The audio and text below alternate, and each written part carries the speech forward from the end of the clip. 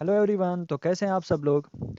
जैसा कि हमारे थंबनेल से ही आपको पता चला होगा, आज हम जेके बोस क्लास 10th का मैथमेटिक्स का मॉडल पेपर डिस्कस करने वाले हैं। मुझे उम्मीद है कि आप सबकी तैयारी बहुत ही अच्छी चल रही होगी। तो आपके टाइम का ख्याल रखकर अब हम आज का डिस्कशन स्टार्ट कर रहे हैं। लेकिन स्टार्ट करने से पहले आपसे गुजारिश है कि आप हमारी चैनल पाई एंड बियॉन्ड को सब्सक्राइब करें और साथ में बेल आइकन भी दबाएं, ताकि हमारे एंड से जो भी वीडियो अपलोड हो वो आप तक सबसे पहले पहुंचे। तो चलिए फिर शुरू करते हैं हम अपना डिस्कशन आज का।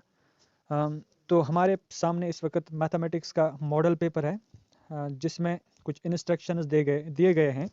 इन इंस्ट्रक्शंस को पहले हम डिस्कस करेंगे, उसके बाद हम अपने रेस्पेक्टिव सेक्शंस को साथ साथ में डिस्कस करेंगे। पहले लेकिन इंस्ट्रक्शंस के बारे में कुछ यहाँ पे डिस्कशन होगी। इंस्ट्रक्शंस में टोटल यहाँ पे 6 पॉइंट्स है। तो 6 पॉइंट्स को हम थोड़ा सा इनका ओवरव्यू हम लेंगे, ज़्यादा इन पे डिस्कशन करने की ज़रूरत नहीं है। तो आपका पेपर जो है ना, उसमें आपको टोटल 4 सेक्शंस देखने को मिलेंगे, A B C and D, और टोटल 40 क्वेश्चंस होंगे आपके पेपर में, और आपका क्वेश्चन पेपर 80 मार्क्स का होगा। सेक्शन ए जो है ना, सेक्शन ए में आपको क्वेश्चन 1 से लेके क्वेश्चन 20 तक के क्वेश्चंस मिलेंगे, और पहले 20 क्वेश्चन जो है ना, ये सभी क्वेश्चन एक एक मार्क्स के होंगे। और इसके बाद जो सेक्शन बी है, सेक्शन बी में आपको क्वेश्चन 21 से 26 तक क्वेश्चंस मिलेंगे, और ये टोटल 6 क्वेश्चंस है। 6 क्वेश्चंस में आपको हर एक क्वेश्चन के 2 मार्क्स मिलेंगे। इसके बाद सेक्शन सी है। सेक्शन सी में क्वेश्चन नंबर 27 से 34 तक क्वेश्चंस होंगे। ये टोटल 8 क्वेश्चंस हैं और हर एक क्वेश्चन के 3 मार्क्स होंगे। और इसके बाद है सेक्शन डी। सेक्शन डी में क्वेश्चन 35 से लेकर क्वेश्चन 40 तक है, और हर एक क्वेश्चन जो है ना, हर एक क्वेश्चन के 4 मार्क्स यहाँ पे आपको मिलेंगे। ठीक है। इसके बाद क्या है, इसके बाद जो यहाँ पे एक लास्ट इंस्ट्रक्शन है। लास्ट इंस्ट्रक्शन में यहाँ पे ज़्यादा कुछ नहीं है, बस इतना ही आपको याद रखना है। लास्ट इंस्ट्रक्शन में यहाँ पे जो आपके 4 सेक्शंस हैं, आपको हर एक क्वेश्चन अटेम्प्ट करना पड़ेगा, और सिर्फ पहले सेक्शन में आपको 2 मार्क्स, 2 क्वेश्चंस के यहाँ पे चॉइसेस मिलेंगे, 2 क्वेश्चंस में आपको चॉइस मिलेगी, और दूसरे सेक्शन में भी आपको 2 मार्क्स, 2 क्वेश्चन की चॉइस मिलेगी, और तीसरे और चौथे सेक्शन में लेकिन आपको 4 सेक्शन में 4 क्वेश्चंस में चॉइस मिलेगी। ठीक है। तो टोटल नंबर ऑफ चॉइसेस होंगे, चॉइस बेस्ड क्वेश्चंस होंगे टोटल में यहाँ पे लास्ट सेक्शन में 4, और सेक्शन सी में यहाँ पे 2, सेक्शन बी और ए में भी ऐसे ही 2-2 क्वेश्चंस आपको चॉइस बेस्ड मिलेंगे। मतलब उनका एक और पार्ट भी साथ में हो सकता है। अब इसके बाद है सेक्शन ए। अब हम चलते हैं सेक्शन ए की डिस्कशन की तरफ। तो सेक्शन ए जो है ना, सेक्शन ए यहाँ पे ऑब्जेक्टिव बेस्ड होगा। यहाँ इसमें आपको वन लाइनर जो क्वेश्चंस होंगे, वन लाइनर क्वेश्चंस हो सकते हैं, या फिर आपको फिल इन द ब्लैंक्स मिल सकते हैं, या फिर यहाँ पे आपको एमसीक्यू क्वेश्चंस मिल सकते हैं। तो यहाँ पे सबसे पहला क्वेश्चन हम डिस्कस करने वाले हैं। सबसे पहला क्वेश्चन है यहाँ पे, द नंबर 1 माइनस रूट 3। जो नंबर 1 माइनस रूट 3 है, क्या ये रैशनल नंबर है? साथ साथ में एक तो हम क्वेश्चन पहले मैं आपसे एक बात कहना चाहता हूँ, हम हर एक क्वेश्चन को डिस्कस करेंगे, लेकिन जो पहला पोर्शन है सेक्शन ए, सेक्शन ए को हम ब्रीफली डिस्कस करेंगे, और सेक्शन बी, सी और डी जो है ना, जो सब्जेक्टिव क्वेश्चन हैं, उनका हम थोड़ा थोड़ा सा ओवरव्यू यहाँ पे लेंगे। ठीक है।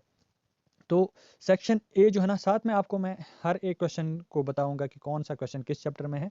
आप अपने सामने एक पेन और कॉपी रखिए, और हर एक क्वेश्चन को आप नोट कीजिए, हर एक सेक्शन को आप नोट कीजिए, और आप देखिए ज़्यादा क्वेश्चन किस चैप्टर में आपको देखने को मिल रहे हैं। उस चैप्टर को आपको अच्छे से प्रिपेयर करना है, और उस चैप्टर को बिल्कुल भी आपको स्किप नहीं करना है। तो क्वेश्चन नंबर 1 है यहाँ पे, द नंबर, जो नंबर है यहाँ पे 1 माइनस रूट 3। 1 माइनस रूट 3 ये एक एमसीक्यू क्वेश्चन है, मल्टीपल चॉइस क्वेश्चन। इसमें टोटल 4 ऑप्शंस है। 4 ऑप्शंस में से आपको एक सिलेक्ट करना है, जो यहाँ पे करेक्ट वन होगा। तो क्या है, number 1 minus root 3 is an even number. क्या नंबर 1 माइनस 3 इवन नंबर है? क्या 1 माइनस रूट 3 यहाँ पे इवन नंबर है? क्या 1 माइनस रूट 3 एक रैशनल नंबर है? क्या ये ऑड नंबर है?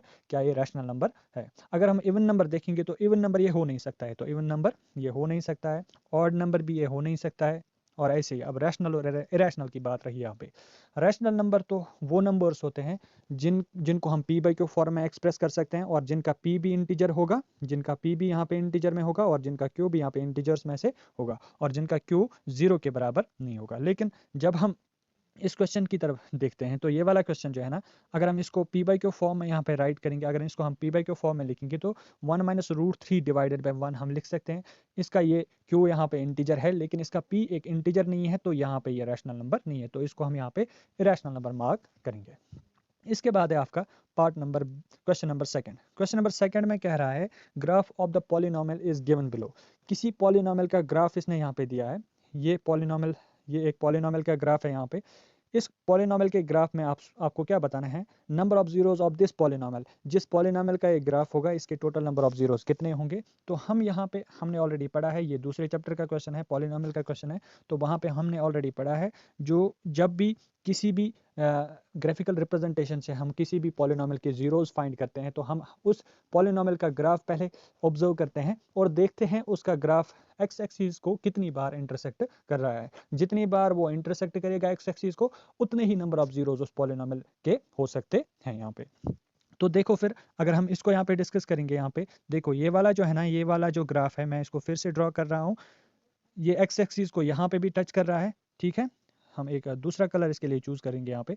ये एक्स एक्सिस को यहाँ पे भी टच कर रहा है, एक्स एक्सिस को यहाँ पे भी टच कर रहा है, और एक्स एक्सिस को यहाँ पे भी टच कर रहा है, और एक्स एक्सिस को यहाँ पे भी टच कर रहा है। तो 4 बार इसको टच कर रहे हैं, 4 डिफरेंट पॉइंट्स पे टच कर रहा है। तो that means we can say that the number of zeros for this polynomial for this graph will be 4। कितनी बार टच कर रहा है, जितनी बार टच कर रहा होगा उतने ही यहाँ पे नंबर ऑफ जीरोज होंगे। तो नंबर ऑफ जीरोज कितने रहेंगे फिर इस पॉलिनॉमियल में नंबर ऑफ जीरोज रहेंगे यहाँ पे 4। ये था आपका क्वेश्चन नंबर। तो अब हम क्वेश्चन नंबर 3 डिस्कस करने वाले हैं यहाँ पे। क्वेश्चन नंबर 3 क्या है, the pair of linear equations 2x minus y plus 9 is equal to 0 and 6x minus 3y plus 10 is equal to 0। हमारे पास दो लीनियर इक्वेशंस है, एक है 2x minus y plus 9 is equal to 0 और दूसरी क्या है 6x minus 3y plus 10 is equal to 0। अब हमें बताना है क्या इनका जो ग्राफ होगा या इनकी जो रिप्रेजेंटेशन होगी ग्राफ पे, क्या दोनों इनके मतलब इसकी जो लाइन जो ग्राफ पे हम ड्रॉ करेंगे और इसकी लाइन जो ग्राफ पे ड्रॉ होगी, क्या वो दोनों लाइन पैरेलल होंगे या फिर वो इंटरसेक्टिंग होंगे या फिर कोइंसिडेंट होंगे या फिर इनमें से कोई भी नहीं होगा। हमें पता है हमने एक रिलेशन ऑलरेडी पढ़ी है। वो रिलेशन क्या है, अगर a1 डिवाइडेड बाई a2, अगर a1 डिवाइडेड बाई a2 और b1 डिवाइडेड बाई b2 और उसके बाद क्या है c1 divided by c1 divided by c2, ये a1 b1 c1 ये क्या है यहाँ पे a1 और b1 और c1 जो है ना, ये तीन ऊपर जो है ना न्यूमरेटर्स में तीन, ये तीनों है पहली इक्वेशन के कोएफिशिएंट्स एंड कांस्टेंट्स। और a2 b2 c2 क्या है यहाँ पे, a2 b2 c2 है दोनों जो दूसरी इक्वेशन है, दूसरी इक्वेशन के कोएफिशिएंट्स हैं कांस्टेंट्स। अगर हम इनको आपस में कंपेयर यहाँ पे कंपेयर करेंगे a1 डिवाइडेड बाई a2, मतलब अगर इन दो का हम इन दोनों का डिवाइड सपोज जो भी निकलेगा यहाँ पे, इन दोनों को अगर हम डिवाइड करेंगे और 1 डिवाइड बाई -3 इसको भी हम डिवाइड करेंगे और 9 डिवाइडेड बाई 10 इन दोनों को भी हम डिवाइड करेंगे यहाँ पे, ठीक है। अगर इन दोनों का डिवीजन, अगर इन तीनों का डिवीजन क्या आएगा यहाँ पे, सेम आएगा। अगर तीनों का डिवीजन सेम आएगा तो हम कहते हैं मतलब if a1 divided by a2 divide is equal to b1 divide by b2 is not equal to c1 divide by c2, अगर पहले दो रेशोज बराबर होंगे और तीसरा पहले दो के बराबर नहीं होगा, तो हम कह सकते हैं यहाँ पे फिर इक्वेशंस के यहाँ पे जो इक्वेशंस है ना उनका जो ग्राफ होगा वो फिर पैरेलल होगा यहाँ पे, ठीक है। लेकिन उसके बाद एक और केस है यहाँ पे, एक और केस क्या है, अगर पहले दो ही बराबर नहीं होंगे तो हमें तीसरे को फाइंड करने की यहाँ पे ज़रूरत ही नहीं है। तो जो वहाँ पे है ना, वहाँ पे हमारा कंडीशन कौन सा सेटिस्फाई होगा, वहाँ पे हम इंटरसेक्टिंग लाइन्स कहते हैं। तो अगर क्या हो, अब हमने क्या यहाँ पे देखा, अगर a1 डिवाइडेड बाई a2, अगर पहले दो कोएफिशिएंट्स का रेशो और मतलब x के कोएफिशिएंट्स का रेशो और y के कोएफिशिएंट्स का रेशो और कॉन्स्टेंट्स का रेशो, अगर ये तीनों बराबर होंगे तो the lines will be coincident. और इसके बाद अगर ये दोनों पहले दो बराबर होंगे तो तीसरा बराबर नहीं होगा, तो लाइन्स विल बी पैरेलल। अगर अब पहले दो ही बराबर नहीं होंगे तो तीसरे को हमें चेक करने की जरूरत ही नहीं है, तो वहां पे क्या होगा, फिर वहां पे लाइन्स इंटरसेक्टिंग होंगे। तो अब हम इसको चेक करते हैं। यहाँ पे देखो हमने इक्वेशंस को फिर से यहाँ पे हम इक्वेशंस को फिर से यहाँ पे लिखेंगे 2x minus y is equal to 9, sorry यहाँ पे 2x माइनस वाई है, उसके बाद क्या है यहाँ पे 2x minus y plus 9 is equal to 0 और उसके बाद क्या है 6x minus 3y plus 10 is equal to 0। यहाँ पे अगर आप कंपेयर करोगे 2 और 6 को, मतलब इनका डिवाइड आपको करना है, इनको आपको डिवाइड करना है और -1 डिवाइडेड बाय -3, इन दो के कोएफिशिएंट्स क्या है y और y का कोएफिशिएंट है पहली इक्वेशन में -1, दूसरी इक्वेशन में -3, और ऐसे ही यहाँ पे कॉन्स्टेंट्स दो क्या है 9 डिवाइडेड बाय 10। इस यहाँ पे फिलहाल हम इक्वलिटी का साइन रखेंगे फिलहाल, वो हम बाद में देखेंगे क्या होगा। फिर 2 1s आर 2, 2 3s आर 6, तो 1/3 आ रहा है पहले, उसके बाद इक्वल टू -1/3 को माइनस माइनस हम कैंसिल करेंगे यहाँ पे, जब माइनस माइनस कैंसिल होगा तो 1/3 होगा, माइनस और माइनस कैंसिल होकर यहाँ पे भी 1/3 आएगा। तो पहले दो तो बराबर आ रहे हैं, लेकिन जो 9/10 है ना, यहाँ पे कोई कैंसिलेशन पॉसिबल नहीं है और ना ही ये 1/3 के बराबर आएगा, तो इज नॉट इक्वल टू 1/3, ये 1/3 के बराबर नहीं है। तो जब ये 1/3 के बराबर नहीं है तो हम कह सकते हैं यहाँ पे ये फिर इनका यहाँ पे सोल्यूशन क्या होगा, मैंने अभी बोला जब पहले दो रेशोज बराबर होते हैं तो इक्वेशंस का सोल्यूशन, यहाँ पे इक्वेशंस का ग्राफ क्या होता है फिर पैरेलल होता है। ये था आपका क्वेश्चन नंबर 3। इसके बाद है क्वेश्चन नंबर 4। क्वेश्चन नंबर 4 जो है ना, क्वेश्चन नंबर 4 आपकी एपी से लिया गया है। अर्थमेटिक प्रोग्रेशन में आपको यहाँ पे एक एपी दी गई है, इसकी आपको 30th टर्म फाइंड करनी है। Find the 30th term of AP if AP is 10, 7 and 4 so on. अगर आपकी कोई एपी है 10, 7, 4, सो ऑन, ऐसे ही मतलब एपी चलती जा रही है, तो एपी क्या है 10, 7 एंड 4। तो आपको इसकी 30th टर्म निकालना है। 30th टर्म मतलब A30 आपको निकालना है। A30 आप कैसे निकालोगे, A+29D। ये है शॉर्ट में, जब आप टर्म उसको निकालना पड़ेगा आपको कभी भी। तो जब भी आपको किसी भी टर्म को निकालना होगा, फॉर एग्जाम्पल अगर आपको 30th टर्म को निकालना है तो आप A+29D यहाँ पे लिख सकते हो। ए और डी की वैल्यू पता करोगे तो आप 30th टर्म निकाल सकते हो। अगर आपको 45th टर्म निकालनी होगी तो A+44D, A+44 डी। तो ए और डी की वैल्यू पता हो कि आप उसकी भी वैल्यू निकाल सकते हो, ए 45th टर्म भी। अगर आपको ए 50 या ए 100th टर्म अगर आपको निकालनी होगी तो A+99D। तो आपको याद क्या रखना है, जो भी टर्म आपको निकालनी होगी उससे डी एक आपको कम लेना है, ठीक है। एक डी आप कम लोगे तो बाकी वहाँ पे काम हो जाएगा। आपको ए और डी पता होगा तो आप इजीली कोई भी टर्म यहाँ पे फाइंड कर सकते हो। तो फिर आप ये बाद में खुद सॉल्व करोगे। हम यहाँ पे बता रहे हैं कि आप क्वेश्चंस को कैसे सॉल्व कर सकते हो। ज़्यादा बड़े क्वेश्चंस नहीं है। तो इसके बाद question number 5, question number 5 trigonometry से लिया गया है। आप अपने कॉपी पे मेंशन करो कि कौन सा क्वेश्चन किस चैप्टर से लिया गया है, और आप फिर लास्ट पे इसको टोटल भी कर सकते हो। लास्ट पे काउंट करो कि किस क्वेश्चन में आपकी किस चैप्टर की आपकी ज़्यादा वेटेज है और किस क्वेश्चन में किस चैप्टर में आपके ज़्यादा क्वेश्चन पूछे गए हैं। तो अब है यहाँ पे क्वेश्चन नंबर 5। क्वेश्चन नंबर 5 क्या है, sine square 25 plus cos square 25। हमने ऑलरेडी एक आइडेंटिटी पढ़ी है, sign square A, sign square A plus cos square A. Sign square A plus cos square ए किसके बराबर आता है, 1 के बराबर। अब साइन स्क्वायर यहाँ पे क्या है, ए के बदले है 25 और कॉस के बदले क्या है, कॉस स्क्वायर ए के बदले क्या है 25। अब हम यहाँ पे इसका भी वैल्यू क्या आएगा, 1। क्यों 1 आएगा, क्योंकि जब भी आप साइन स्क्वायर समथिंग मतलब कोई एंगल लेते हो, एक्यूट एंगल, तो हम क्या करते हैं यहाँ पे sine square acute angle plus cos square that acute angle जो आपने ऑलरेडी साइन के साथ लिया है, तो इसका रिजल्ट हमेशा किसके बराबर आता है, 1 के बराबर ही आता है, ठीक है। लेकिन हमने यहाँ पे देखा साइन स्क्वायर हमारा क्या निकला अभी, sine square 25 plus cos square 25, वो किसके बराबर आ रहा था, वो आ रहा था यहाँ पे 1 के बराबर। क्या आ रहा था, 1 के बराबर। लेकिन ऑप्शंस में हमें यहाँ पे 1 कहीं पे भी नहीं है। अब आप देख सकते हो क्या साइन 30 का वैल्यू 1 है, नहीं, साइन 30 का वैल्यू 1/2 है। इसके बाद आप ऐसे ही देख सकते हो यहाँ पे क्या कॉस 90 का 1 वैल्यू है, नहीं, कॉस 90 का तो 0 वैल्यू है, ये भी नहीं हो सकता है। क्या साइन 0 का यहाँ पे 1 वैल्यू है, नहीं, इसका भी नहीं है, इसका भी 0 है, तो ये भी नहीं हो सकता। तो साइन 90 जो है ना, साइन 90 का वैल्यू यहाँ पे 1 है। तो यही ऑप्शन रहेगा आपका आंसर इस क्वेश्चन।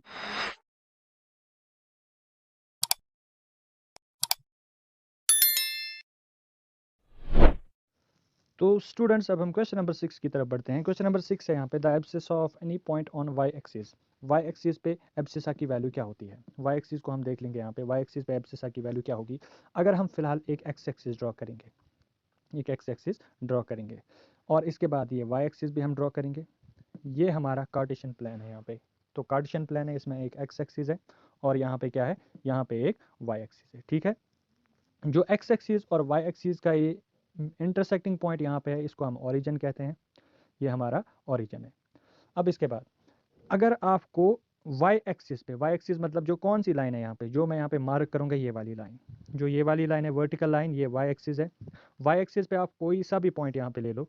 इस पॉइंट के अगर आपको कोऑर्डिनेट्स बताने होंगे तो इसके कोऑर्डिनेट्स क्या हो सकते हैं। इसका एक्स कोऑर्डिनेट क्या होगा, पहले इसका एक्स कोऑर्डिनेट हमेशा 0 होगा। क्यों 0 होगा, क्योंकि डिस्टेंस फ्रॉम एक्स एक्सिस जो है ना यहाँ पे, डिस्टेंस फ्रॉम वाई एक्सिस कुछ भी नहीं है यहाँ पे। अगर आप यहाँ पे देखोगे ओरिजिन से लेके इस पॉइंट तक कितनी डिस्टेंस है, वो कुछ ना कुछ तो हो सकती है, या तो 1 यूनिट्स भी हो सकती है, 2 यूनिट भी हो सकती है, 3 यूनिट्स भी हो सकती है, 4 यूनिट्स भी हो सकती है। तो हम इन जनरल यहाँ पे क्या लिखते हैं, वाई ही लिखेंगे। हम क्या लिखेंगे, वाई। लेकिन एक्स एक्सिस की तरफ कोई डिस्टेंस यहाँ पे मेजर ही, कोई डिस्टेंस ये ट्रैवल ही नहीं कर रहा है, तो इसका मतलब एक्स एक्सिस की तरफ ये ना तो यहाँ पे राइट साइड में हट रहा है और ना ही यहाँ पे लेफ्ट साइड में हट रहा है। तो एक्स कोऑर्डिनेट क्या होगा, एक्स कोऑर्डिनेट यहाँ पे 0 होगा। तो इसके बाद अगर आप ये वाला नीचे पॉइंट, कोई नीचे वाला पॉइंट अगर आप मेंशन करोगे, हम नीचे कोई और पॉइंट इसी एक्स एक्सिस पे, इसी वाई एक्सिस पे देख लेंगे। सपोज ये एक पॉइंट है यहाँ पे, इस पॉइंट का क्या होगा, इस पॉइंट का भी एक्स कोऑर्डिनेट 0 होगा और इसका वाई कोऑर्डिनेट क्या होगा, कुछ ना कुछ, या -1 हो सकता है, या -2 हो सकता है, या -3 हो सकता है, लेकिन एक्स कोऑर्डिनेट क्या होगा, एक्स कोऑर्डिनेट यहाँ पे एब्सेंट होगा। दैट मीन्स जो एक्स एक्सिस है ना, जो वाई एक्सिस है ना, वाई एक्सिस पे एक्स कोऑर्डिनेट हमेशा क्या होता है, एब्सेंट होता है। वाई एक्सिस पे एक्स कोऑर्डिनेट एब्सेंट होता है। दैट मीन्स जो वाई एक्सिस है, वाई एक्सिस पे हमेशा एक्स कोऑर्डिनेट की वैल्यू वैल्यू 0 होगी। और जो एक्स एक्सिस है यहाँ पे, एक्स एक्सिस पे अगर ऐसा ही क्वेश्चन आपको एक्स एक्सिस के बारे में आ जाए तो एक्स एक्सिस के बारे में अगर ये पॉइंट आपको दिखाना होगा, इस पॉइंट का वाई कोऑर्डिनेट या एक्स कोऑर्डिनेट क्या हो सकता है। यहाँ पे एक्स की कुछ ना कुछ तो वैल्यू हो सकती है, लेकिन वाई कोऑर्डिनेट यहाँ पे एब्सेंट होगा। ये याद रखना है अब आपको, एक्स एक्सिस पे वाई कोऑर्डिनेट एब्सेंट होता है, मतलब वाई की वैल्यू 0 होती है, और ऐसे ही वाई एक्सिस पे किसकी वैल्यू 0 होती है, एक्स कोऑर्डिनेट की वैल्यू 0 होती है। हम कह सकते हैं वाई एक्सिस पे एक्स कोऑर्डिनेट एब्सेंट होता है। तो ये था आपका क्वेश्चन नंबर 6। तो इस हिसाब से अब क्वेश्चन का आंसर क्या आएगा, द एब्सिसा, एब्सिसा मतलब एक्स कोऑर्डिनेट वाई एक्सिस पे क्या होता है, एब्सेंट होता है, दैट मीन्स इसका आंसर यहाँ पे 0 आएगा। तो ये था आपका क्वेश्चन नंबर 6। इसके बाद है क्वेश्चन नंबर 7। अब क्वेश्चन नंबर 7 है HCF ऑफ 0 एंड 2 इज, 0 और 2 का HCF क्या है, 0 और 2 का HCF क्या है। HCF निकालने से पहले आपने एक मेथड ऑलरेडी पढ़ा होगा। क्या पढ़ा होगा आपने, मेथड जो है ना, डिवीजन मेथड। डिवीजन में हमने देखा है, फॉर एग्जांपल अगर हमें 4 और 6 का HCF निकालना होगा, 4 और 6 का HCF हम कैसे निकालते थे, ये आपने 6th 7th क्लास में पढ़ा होगा ये वाला मेथड, या 5th 4th क्लास में भी शायद पढ़ा होगा। ऐसे मेथड्स आपने ऑलरेडी पढ़े होंगे। तो 4 के अगर हम फैक्टर्स निकालते हैं, 4 के फैक्टर्स का मतलब क्या है, 4 को कौन कौन सा नेचुरल नंबर एग्जैक्ट डिवाइड करेगा। 4 को हम 1 से भी डिवाइड कर सकते हैं, 4 को हम 2 से भी डिवाइड कर सकते हैं, 4 को हम 4 से भी डिवाइड कर सकते हैं। 4 इज डिविजिबल बाय 1, 2 एंड 4। ऐसे ही 6 को हम किस किस से डिवाइड कर सकते हैं, 6 को हम 1 से डिवाइड कर सकते हैं, 6 को हम 2 से डिवाइड कर सकते हैं, 6 को हम 3 से डिवाइड कर सकते हैं, 6 को हम 6 से भी डिवाइड कर सकते हैं। That means 6 is divisible by 1, 2, 3 and 6। अब अगर आप इनके कॉमन फैक्टर्स लिखोगे यहाँ पे, तो यहाँ पे कॉमन फैक्टर क्या है, कॉमन फैक्टर्स है यहाँ पे, एक तो 1 और 1 है, 1 है यहाँ पे कॉमन फैक्टर, और 2 और 2 यहाँ पे कॉमन फैक्टर है। ठीक है, इन कॉमन फैक्टर्स में कौन सा फैक्टर यहाँ पे सबसे बड़ा है, कौन सा फैक्टर यहाँ पे बड़ा है, तो वो कौन है, वो है 2। तो 4 और 6 का HCF क्या निकलेगा, 4 और 6 का HCF यहाँ पे होगा, मतलब जो सबसे बड़ा कॉमन फैक्टर होता है, कॉमन फैक्टर्स में जो सबसे बड़ा कॉमन फैक्टर होता है वही होता है नंबर्स का HCF। ये बस ये मेथड छोटे छोटे नंबर्स के लिए पॉसिबल है, लेकिन जब बड़े बड़े नंबर्स आते हैं वहाँ पे जो मतलब डिवाइजर्स जब हम निकालते हैं, वहाँ पे वो निकालने वहाँ पे इजी नहीं होते हैं। फॉर एग्जांपल अगर हम यहाँ पे कोई एग्जांपल लेंगे, 6848 के डिवाइजर्स आपको निकालने हैं, तो 6848 के डिवाइजर्स निकालने यहाँ पे मुश्किल है, इसलिए फिर प्राइम फैक्टराइजेशन मेथड का हम यूज़ करते हैं HCF निकालने के लिए। अब इसके बाद देखेंगे हम, अब हमें क्वेश्चन क्या था, हमारा क्वेश्चन था यहाँ पे 0 और 2 का निकालना है हमें HCF। 0 और 2 का HCF निकालने के लिए 0 के फैक्टर्स क्या है, 0 को हम 1 से भी डिवाइड कर सकते हैं, 2 से भी डिवाइड कर सकते हैं, 3 से भी डिवाइड कर सकते हैं, सो ऑन, इसको हम बहुत सारे नंबर से डिवाइड कर सकते हैं। लेकिन जो 2 है ना, इसके प्रॉपर डिवाइजर्स क्या क्या हैं, इसको सिर्फ 1 डिवाइड कर सकता है, और क्या डिवाइड कर सकता है यहाँ पे, इसको सिर्फ 1 और 2 ही डिवाइड करेगा। यहाँ पे 2 is only divisible by 1 and 2। इसके बाद अब देखते हैं हम जो ये नंबर्स हैं ना, इनमें से अब ये वाले क्या हैं जो मैंने यहाँ पे जो जिनको मैं मेंशन करूँगा अब यहाँ से, ये 1 और 1 जो है ना, 1 और 1 यहाँ पे कॉमन फैक्टर्स है, तो कॉमन फैक्टर एक 1 है। उसके बाद 2 और 2 भी एक कॉमन फैक्टर है, तो कॉमन फैक्टर एक और 2 है यहाँ पे। तो यहाँ पे बोलो फिर कौन सा फैक्टर यहाँ पे फैक्टर्स में से, कॉमन फैक्टर्स में से कौन सा फैक्टर यहाँ पे सबसे बड़ा है, 2 है। तो 0 और 2 का HCF क्या होगा फिर, 0 और 2 का HCF यहाँ पे 2 होगा। ठीक है, अगर आपको अब कोई सा भी क्वेश्चन ऐसा आए, मतलब आपको अगर निकालना होगा 0 और 4 का HCF क्या होगा, 0 और 5 का HCF क्या होगा, 0 और 10 का HCF क्या होगा, 0 और 20 का HCF क्या होगा, 0 और 4 का HCF होगा यहाँ पे 4, 0 और 5 का HCF होगा 5, 0 और 10 का HCF होगा 10, ऐसे ही 0 और 20 का HCF होगा 20। तो ये था आपका क्वेश्चन नंबर 7। तो अब इसी हिसाब से इसका आंसर क्या होगा फिर, 0 और 2 का HCF यहाँ पे 2 होगा। तो अब हम बढ़ते हैं क्वेश्चन नंबर 8 की तरफ। क्वेश्चन नंबर 8 है getting a natural number greater than 0 is an example of. फिर है ऑप्शन यहाँ पे impossible event, sure event and है, उसके बाद simple event and D option है यहाँ पे नन।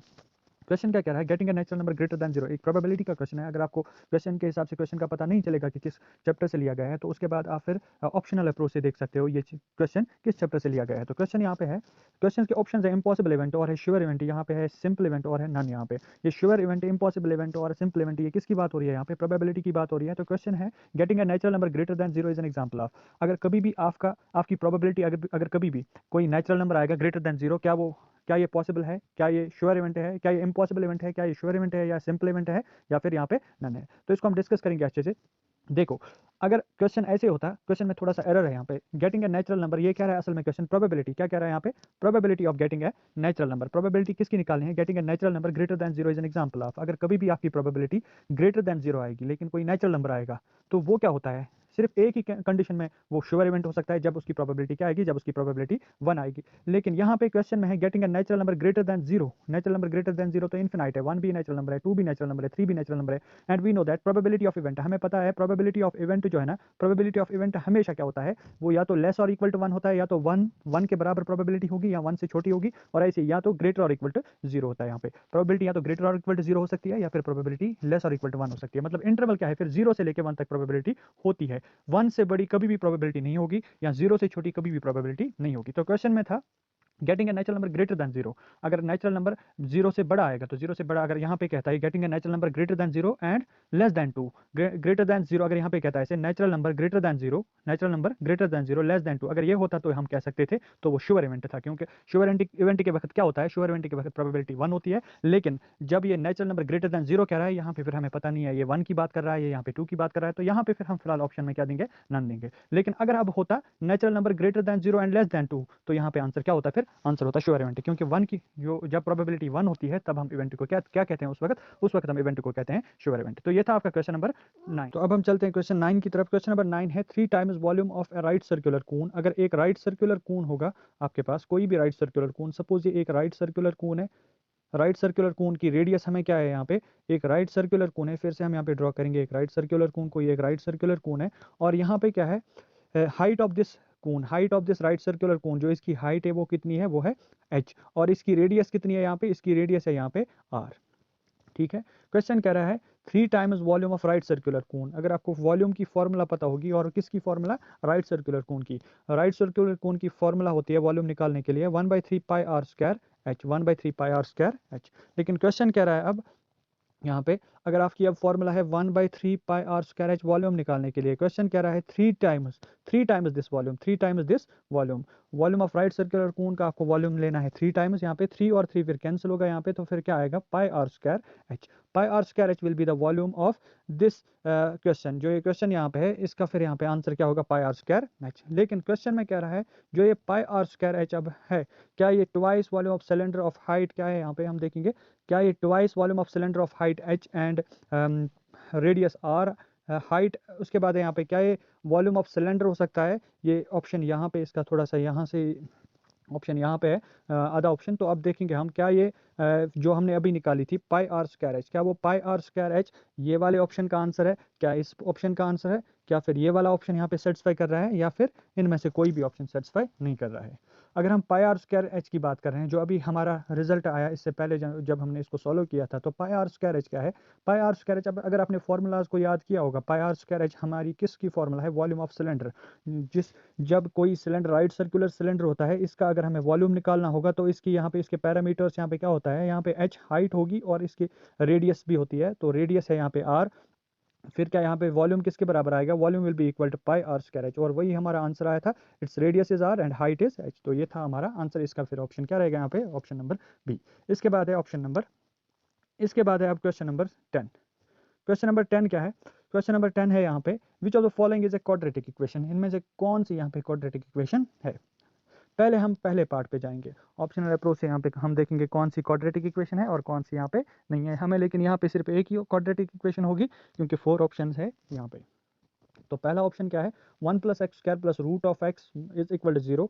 एक इक्वेशन तो ये है, ये भी एक इक्वेशन है, ये भी एक इक्वेशन है, ये भी एक इक्वेशन है, तो ये 4 ऑप्शंस यहाँ पे सभी ऑप्शंस इक्वेशंस तो है, लेकिन हमें देखना है इनमें से क्वाड्रेटिक कौन है, क्वाड्रेटिक कौन है यहाँ पे। अगर इस वाली इक्वेशन की हम बात करेंगे, जो ऑप्शन ए में यहाँ पे इक्वेशन है, इसकी अगर हम बात करेंगे, ये वाली इक्वेशन जो है ना, इसका जो कांस्टेंट है यहाँ पे, कांस्टेंट इसका 1 है, इसकी जो डिग्री 2 वाली टर्म है वो है x स्क्वायर, और यहाँ पे ये जो है ना रूट ऑफ x अगर कभी भी किसी भी एक्सप्रेशन में जो वेरिएबल होगा, अगर वेरिएबल का पावर कभी भी 1/2 होगा, या वेरिएबल का पावर कोई भी फ्रैक्शनल पावर होगा 3/5 होगा, या वेरिएबल का पावर 4/9 होगा, ऐसे ही कुछ भी पावर अगर होगा वेरिएबल का, तो वो क्या होता है फिर, वो फिर पॉलिनॉमियल के लिए वहाँ पे पॉलिनॉमियल उसको हम नहीं कह सकते हैं, क्योंकि वो पॉलिनॉमियल की कंडीशंस को सेटिस्फाई नहीं करता है। जब ये पॉलिनॉमियल ही नहीं है, तो जो पॉलिनॉमियल नहीं हो सकता है वो फिर क्वाड्रेटिक इक्वेशन भी नहीं हो सकती है। कभी भी आपकी क्वाड्रेटिक इक्वेशन में एक्स रेज पावर -1 नहीं हो सकता है, एक्स रेज पावर -2 नहीं हो सकता है, एक्स रेज पावर -3 नहीं हो सकता है, या ऐसे ही आपकी क्वाड्रेटिक इक्वेशन में एक्स रेज पावर 1/2, या जिसको हम कहते हैं एक्स रूट ऑफ एक्स, क्या कहते हैं, रूट ऑफ एक्स, या एक्स रेज पावर 1/3 जिसको हम कहते हैं क्यूब रूट ऑफ एक्स, क्या कहते हैं, क्यूब रूट ऑफ एक्स। तो कभी भी आपकी इक्वेशन में अगर वेरिएबल पे ये वाले सिंबल्स या ये वाले एक्सपोनेंट्स होंगे, तो वो फिर क्वाड्रेटिक इक्वेशन, या वो फिर पॉलिनॉमियल ही नहीं है। जब वो पॉलिनॉमियल नहीं होगा तो क्वाड्रेटिक भी नहीं हो सकती है। अगर क्यूबिक का कहेगा तो क्यूबिक भी वहाँ पे वो नहीं हो सकती है। इसके बाद option number B. Option number B तो पहला यहाँ पे रिजेक्ट हो गया है। इसके बाद ऑप्शन बी की तरफ हम जाएंगे। ऑप्शन बी में क्या है, x-1 whole square, x-1 whole square. उसके बाद क्या है, ऑप्शन बी में है यहाँ पे x-1 होल स्क्वायर, उसके बाद है is equal to x-2 whole square. जब आप x-1 होल स्क्वायर को यहाँ पे एक्सपेंड करोगे, तो एक्सपेंड करने के बाद आपका रिजल्ट क्या आएगा, आपका रिजल्ट आएगा x square plus 1 minus 2x, और इसके बाद यहाँ से क्या आएगा, x square plus 4 minus 4x, minus sorry यहाँ पे माइनस 4, हाँ माइनस 4x ही आएगा। तो जब आप इसको देखो यहाँ पे क्या आया, जब इसको एक्सपेंड करोगे a माइनस बी की आइडेंटिटी यूज़ करके, a माइनस बी की identity, a minus b whole square की आइडेंटिटी यूज़ जब आप यहाँ पे करोगे और यहाँ पे भी करोगे इसको यूज़, तो आपका ये एक्सपेंड होके क्या बनेगा, यहाँ पे ये एक्सप्रेशन एक्सपेंड होके बनेगी यहाँ पे x square plus 1 minus 2x, और ये वाली एक्सप्रेशन क्या बनेगी, x square plus 4 minus 4x। लेकिन जब हम अब यहाँ देखेंगे इसकी तरफ, जब हमारा रिजल्ट पहले एक्सप्रेशन में हमारा क्या आ रहा था, x plus 1 minus 2x is equal to, यहाँ से क्या आ रहा था, x प्लस 4 माइनस 4x। अब देखते हैं हम यहाँ पे क्या होगा, ये एक्स स्क्वायर और एक्स स्क्वायर जब कैंसिल होगा, तो अब जो भी वहाँ पे बचेगा, इसकी डिग्री क्या है, इस वेरिएबल वाली टर्म की डिग्री 1 है यहाँ पे, और इस वेरिएबल वाली टर्म की डिग्री भी क्या है यहाँ पे, इस वेरिएबल वाली टर्म की भी यहाँ पे डिग्री 1 है। तो जब डिग्री 1 ही रही, अब वो क्वाड्रेटिक इक्वेशन का यहाँ पे फिर सवाल ही नहीं हो सकता है, तो ये भी एक क्वाड्रेटिक इक्वेशन नहीं है। अब है इसके बाद part number third. Part number third में क्या है, x-1 होल स्क्वायर, सॉरी यहाँ पे है x-1 इंटू x-2, फिर है यहाँ पे एक्स स्क्वायर प्लस 2। जब इनको आप मल्टीप्लाई करोगे ना, यहाँ पे इनकी मल्टीप्लिकेशन यहाँ पे क्या आएगी, इनकी मल्टीप्लिकेशन आएगी यहाँ पे x into x will B x square, और उसके बाद 1 इंटू 1 ये फिर आएगा आपका, जब इसको सॉल्व करोगे तो यहाँ पे -3x प्लस आएगा यहाँ पे 2, और यहाँ से एक्स स्क्वायर प्लस 2 आ रहा है, तो एक्स स्क्वायर क्या होगा, एक्स स्क्वायर फिर से कैंसिल होगा यहाँ पे, एक्स स्क्वायर और एक्स स्क्वायर अगर कैंसिल होगा तो ये क्वाड्रेटिक इक्वेशन यहाँ पे नहीं रहेगी, तो ये भी क्वाड्रेटिक इक्वेशन नहीं है। ऐसी अगर कोई भी क्वेश्चन आए, आपको फिर वहाँ पे सॉल्व करना है, सिंप्लीफाई करके देखना है आपको कौन सी क्वाड्रेटिक इक्वेशन होगी और कौन सी नहीं होगी। अगर हम ऑप्शन डी की तरफ जाएंगे, ऑप्शन डी है यहाँ पे x square plus 2 is equal to 5, x square plus 2 में आप देखो यहाँ पे एक ही वेरिएबल टर्म है, तो एक ही वेरिएबल टर्म है, उसकी डिग्री भी क्या है, उसकी डिग्री यहाँ पे 2 है, तो दैट मीन्स यही हमारी क्वाड्रेटिक इक्वेशन है, और यही इस क्वेश्चन का फिर आंसर।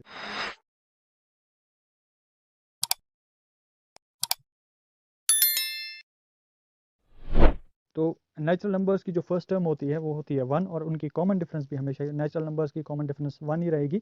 तो इन सारे नंबर्स को अब हम ए और डी की वैल्यू को पुट करेंगे, किस में, ए और डी की वैल्यू को हम पुट करेंगे अब अपने इस एक्सप्रेशन में। तो n डिवाइडेड बाई 2 क्या है यहाँ पे, n डिवाइडेड बाई 2, n के बदले रखेंगे n डिवाइड बाई 2 ऐसे ही, और उसके बाद 2 a के बदले आपको पुट क्या करना है यहाँ पे 1, प्लस n माइनस 1 ऐसे ही रहेगा यहाँ पे, और d के बदले आपको क्या पुट करना है, d के बदले आपको पुट करना है यहाँ पे 1। जब आप इनको मल्टीप्लाई करोगे, यहाँ पे सिंप्लीफाई करोगे, तो बाहर से n/2 ऐसे ही रहेगा, 2 into 1 will be equal to 2, 2 into 1 जो यहाँ पे है ना, 2 इंटू 1 क्या आएगा, 2 इंटू 1 2 ही आएगा, और प्लस यहाँ पे क्या आएगा, n into 1 will be equal to n, और 1 into 1 will be equal to 1। ठीक है, जब 2 में से आप 1 को माइनस करोगे, तो 2 में से 1 को माइनस करेंगे तो वहाँ पे 1 बचेगा, और हमारा जो रिजल्ट यहाँ पे है ना, हमारा रिजल्ट फिर क्या आएगा, रिजल्ट यहाँ पे आएगा फिर n डिवाइडेड बाई 2, तो result will be equal to n divided by 2 into यहाँ पे एक n बचा, और साथ में 2 माइनस 1 विल बी 1, तो यहाँ पे प्लस 1 रहेगा, तो n divide by 2 into n plus 1, ये आपकी फॉर्मूला, और यही फॉर्मूला हमने पहले यहाँ पे लिखी थी, n इंटू n प्लस 1, हम फिर होल डिवाइडेड बाई यहाँ पे 2 लिख सकते हैं। तो sum of n terms of, या sum of first n natural numbers की formula n into n plus 1 divide by 2 ही है यहाँ पे। इसके बाद है क्वेश्चन नंबर 13। क्वेश्चन नंबर 13 में है, क्वेश्चन नंबर 13 है, इफ प्रोबेबिलिटी ऑफ ए, अगर कोई सा भी इवेंट आपका ए है, event if we have any event A, इसकी अगर प्रोबेबिलिटी किसके बराबर है, the probability of event is equal to 1/2, then probability of, क्या फिर प्रोबेबिलिटी ऑफ नॉट इवेंट, जो नॉट इवेंट होता है ना, क्या उसकी प्रोबेबिलिटी 1/2 हो सकती है? हाँ, ये आपको बताना है क्या ये स्टेटमेंट ट्रू है या ये स्टेटमेंट फॉल्स है। तो हम कैसे चेक करेंगे इस स्टेटमेंट को? हमारे पास एक फॉर्मूला है probability of event plus probability of not event. हमने ये प्रोबेबिलिटी में पढ़ा है, probability of event plus probability of not event is equal to 1। अगर इन दोनों का सम आपका क्या आया, 1 आया तो स्टेटमेंट ट्रू है, अगर 1 नहीं आया तो स्टेटमेंट यहाँ पे ट्रू नहीं है। 1/2 प्लस 1/2 इज इक्वल टू 1, तो इस स्टेटमेंट यहाँ पे ट्रू आ रहा है, LHS is equal to RHS, then the result is true and the statement is, यहाँ पे स्टेटमेंट क्या होगा फिर, स्टेटमेंट इज ट्रू। ये था आपका क्वेश्चन नंबर 13। अब इसके बाद है question number 14, all dash triangles are similar. कौन सी ट्राइंगल्स, अगर आप एक्सरसाइज 6.1 को चेक करोगे ना, तो उसमें पहला ही क्वेश्चन है, उसमें कुछ फिल इन द ब्लैंक्स वहाँ पे है, तो उन ब्लैंक्स में से एक पार्ट वहाँ पे एक क्वेश्चन ये वाला भी है, क्वेश्चन नंबर 14 वाला।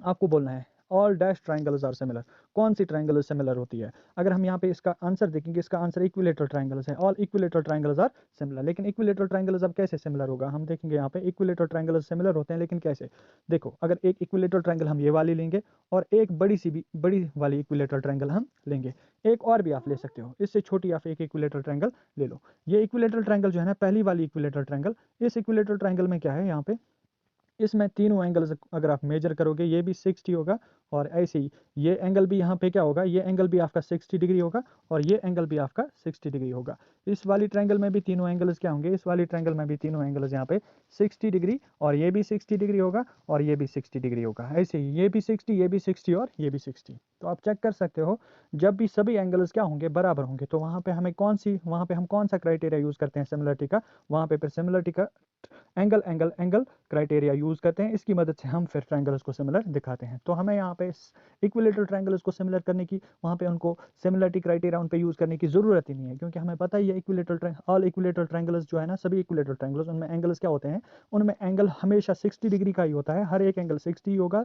तो हमेशा जब एंगल्स बराबर होंगे तो वहाँ पे सिमिलरिटी चेक करने की जरूरत नहीं है, तो हम डायरेक्टली कह सकते हैं कि वो ट्रायंगल सिमिलर होते हैं। Therefore we can say that all dash triangles are equilateral triangles are similar. तो ये था आपका पार्ट नंबर 14, क्वेश्चन नंबर 14। इसके बाद है क्वेश्चन नंबर 15। क्वेश्चन नंबर 15 है यहाँ पे, a circle can have dash parallel tangents at most. अगर एक सर्कल है, यहाँ पे सर्कल में ज्यादा से ज्यादा आप कितने पैरेलल टेंजेंट्स ड्रॉ कर सकते हो। देखो अगर ये वाला टेंजेंट हम यहाँ पे ड्रॉ करेंगे, और इस पॉइंट से एक और टेंजेंट हम यहाँ से ड्रॉ करेंगे, इस पॉइंट से एक और टेंजेंट यहाँ से ड्रॉ करेंगे, इस पॉइंट से एक और टेंजेंट यहाँ से ड्रॉ करेंगे, क्या ये टेंजेंट 1, अगर इसका नाम टेंजेंट 1 रखेंगे, क्या टेंजेंट 1 और टेंजेंट 2 आपस में पैरेलल है? नहीं, ये पैरेलल नहीं है। अगर इसका नाम रखेंगे हम यहाँ पे टेंजेंट 3, अगर इसका नाम रखेंगे हम टेंजेंट 4, क्या ये टेंजेंट 3 और टेंजेंट 4 पैरेलल है? क्या ऐसे ही टेंजेंट 4 एंड टेंजेंट 2 पैरेलल है, या फिर टेंजेंट यहाँ पे 1 एंड टेंजेंट 3 पैरेलल है? तो हमें बताना है ऑल, क्वेश्चन क्या कह रहा है, क्वेश्चन कह रहा है circle can have, 15th question है, a circle can have dash parallel tangents at most. Circle के ज्यादा से ज्यादा कितने पैरेलल टेंजेंट्स हो सकते हैं, तो वो यहाँ पे देखेंगे हम। देखो अगर हम एक डायमीटर कंसिडर करेंगे, सपोज कोई सा भी डायमीटर आप इस सर्कल का ड्रॉ कर लो, यहाँ पे ये सर्कल का सेंटर है, और इस सर्कल का हम यहाँ पे डायमीटर एक ड्रॉ कर लेंगे। इस डायमीटर के इस एंड पॉइंट पे एक टेंजेंट आप ड्रॉ कर सकते हो, और इस डायमीटर के इस एंड पॉइंट पे एक टेंजेंट आप ड्रॉ कर सकते हो। तो दो टेंजेंट्स हम ड्रॉ कर सकते हैं, एक डायमीटर पे, एक साइड से और दूसरा उसके अपोजिट साइड से। और ये वाला एंगल यहाँ पे क्या होगा, ये वाला एंगल यहाँ पे 90 होगा, because we know that by the theorem 9 10.1 है शायद वो, by theorem 10.1 the tangent drawn at any point of a circle is perpendicular to its radius। जो रेडियस के साथ वहाँ पे 90 डिग्री बना रहा है, तो यहाँ पे ये वाला टेंजेंट है, नीचे वाला टेंजेंट 2, तो टेंजेंट 2 भी यहाँ पे रेडियस के साथ 90 डिग्री बनाएगा। रेडियस के साथ जब ये 90 डिग्री बना रहे हैं, तो ये अल्टरनेट इंटीरियर एंगल्स हो रहे हैं। ये दो एंगल्स क्या हो रहे हैं यहाँ पे, ये दो एंगल्स बना रहे हैं यहाँ पे अल्टरनेट इंटीरियर एंगल्स। कौन सा एंगल्स, ये वाला एंगल और ये वाला एंगल यहाँ पे बन रहा है अल्टरनेट इंटीरियर एंगल। जब अल्टरनेट इंटीरियर एंगल्स इक्वल होते हैं, तो लाइन्स क्या होंगे, टेंजेंट 1 और टेंजेंट 2 यहाँ पे क्या होगा फिर ये दोनों पैरेलल होंगे। इनका कोई तीसरा टेंजेंट ऑफ पैरेलल यहाँ पे ड्रॉ कर सकते हो। अगर हम यहाँ पे कोई और इनका टेंजेंट ड्रॉ करना चाहेंगे, यहाँ पे पैरेलल टेंजेंट, वो नहीं हो सकता है यहाँ पे। अगर ये वाली लाइन आप ड्रॉ करोगे यहाँ पे, या ये वाली यहाँ से आप, ये टेंजेंट ही नहीं है, तो टेंजेंट अगर है ही नहीं, तो पैरेलल फिल हो या ना हो उसके साथ हमें कुछ नहीं है यहाँ पे। अगर आप यहाँ से कोई टेंजेंट ड्रॉ करोगे, तो जरा ये टेंजेंट दोनों का पैरेलल है, टेंजेंट 1 और टेंजेंट 2 का पैरेलल है, नहीं है, तो ये भी इनका पैरेलल टेंजेंट नहीं है। तो हम क्या कह सकते हैं, circle can have at most 2 parallel tangents. फिर हम कहेंगे देखो, एक डायमीटर पे 2 पैरेलल टेंजेंट्स, एक डायमीटर पे दो पैरेलल टेंजेंट्स। अगर आप डायमीटर की डायरेक्शन को चेंज करोगे तो वहाँ पे भी सिर्फ दो ही होंगे, ज़्यादा से ज़्यादा वो आपस में पैरेलल होंगे। लेकिन अगर आप देखो, अगर हम यहाँ पे कलर, पहले मैं कलर एक चेंज कर रहा, कलर एक यहाँ पे लेता हूँ, कलर हम लेंगे ब्लैक, हम यहाँ पे रेड कलर लेंगे। तो देखो, अगर ये टेंजेंट हम ड्रॉ करेंगे यहाँ पे, ये टेंजेंट नंबर 3 है और ये वाला टेंजेंट इसके डायमीटर के अपोजिट साइड पे दूसरे एंड पॉइंट पे एक और डायमीटर हम यहाँ पे एक और टेंजेंट यहाँ पे ड्रॉ करेंगे, टेंजेंट नंबर 4। टेंजेंट नंबर 1 ये है टेंजेंट नंबर 2। टेंजेंट नंबर 1 और टेंजेंट नंबर 2 क्या है, ये दोनों आपस में पैरेलल है, तो ठीक है। और टेंजेंट 3 और टेंजेंट 4 क्या है, टेंजेंट 3 और टेंजेंट 4 पैरेलल है। टेंजेंट 3 और यहाँ पे जो टेंजेंट 3 है ना, टेंजेंट 3 और टेंजेंट 1 पैरेलल नहीं है, टेंजेंट 4 और टेंजेंट 2 पैरेलल नहीं है। तो ज़्यादा से ज़्यादा फिर सर्कल में कितने टेंजेंट्स पैरेलल हो सकते हैं, दो टेंजेंट्स पैरेलल आपस में पैरेलल हो सकते हैं। इसके बाद है, ये था आपका, तो यहाँ पे क्या लिखेंगे हम, a circle can have dash parallel tangents at most, ज़्यादा से ज़्यादा यहाँ पे दो पैरेलल टेंजेंट्स होंगे।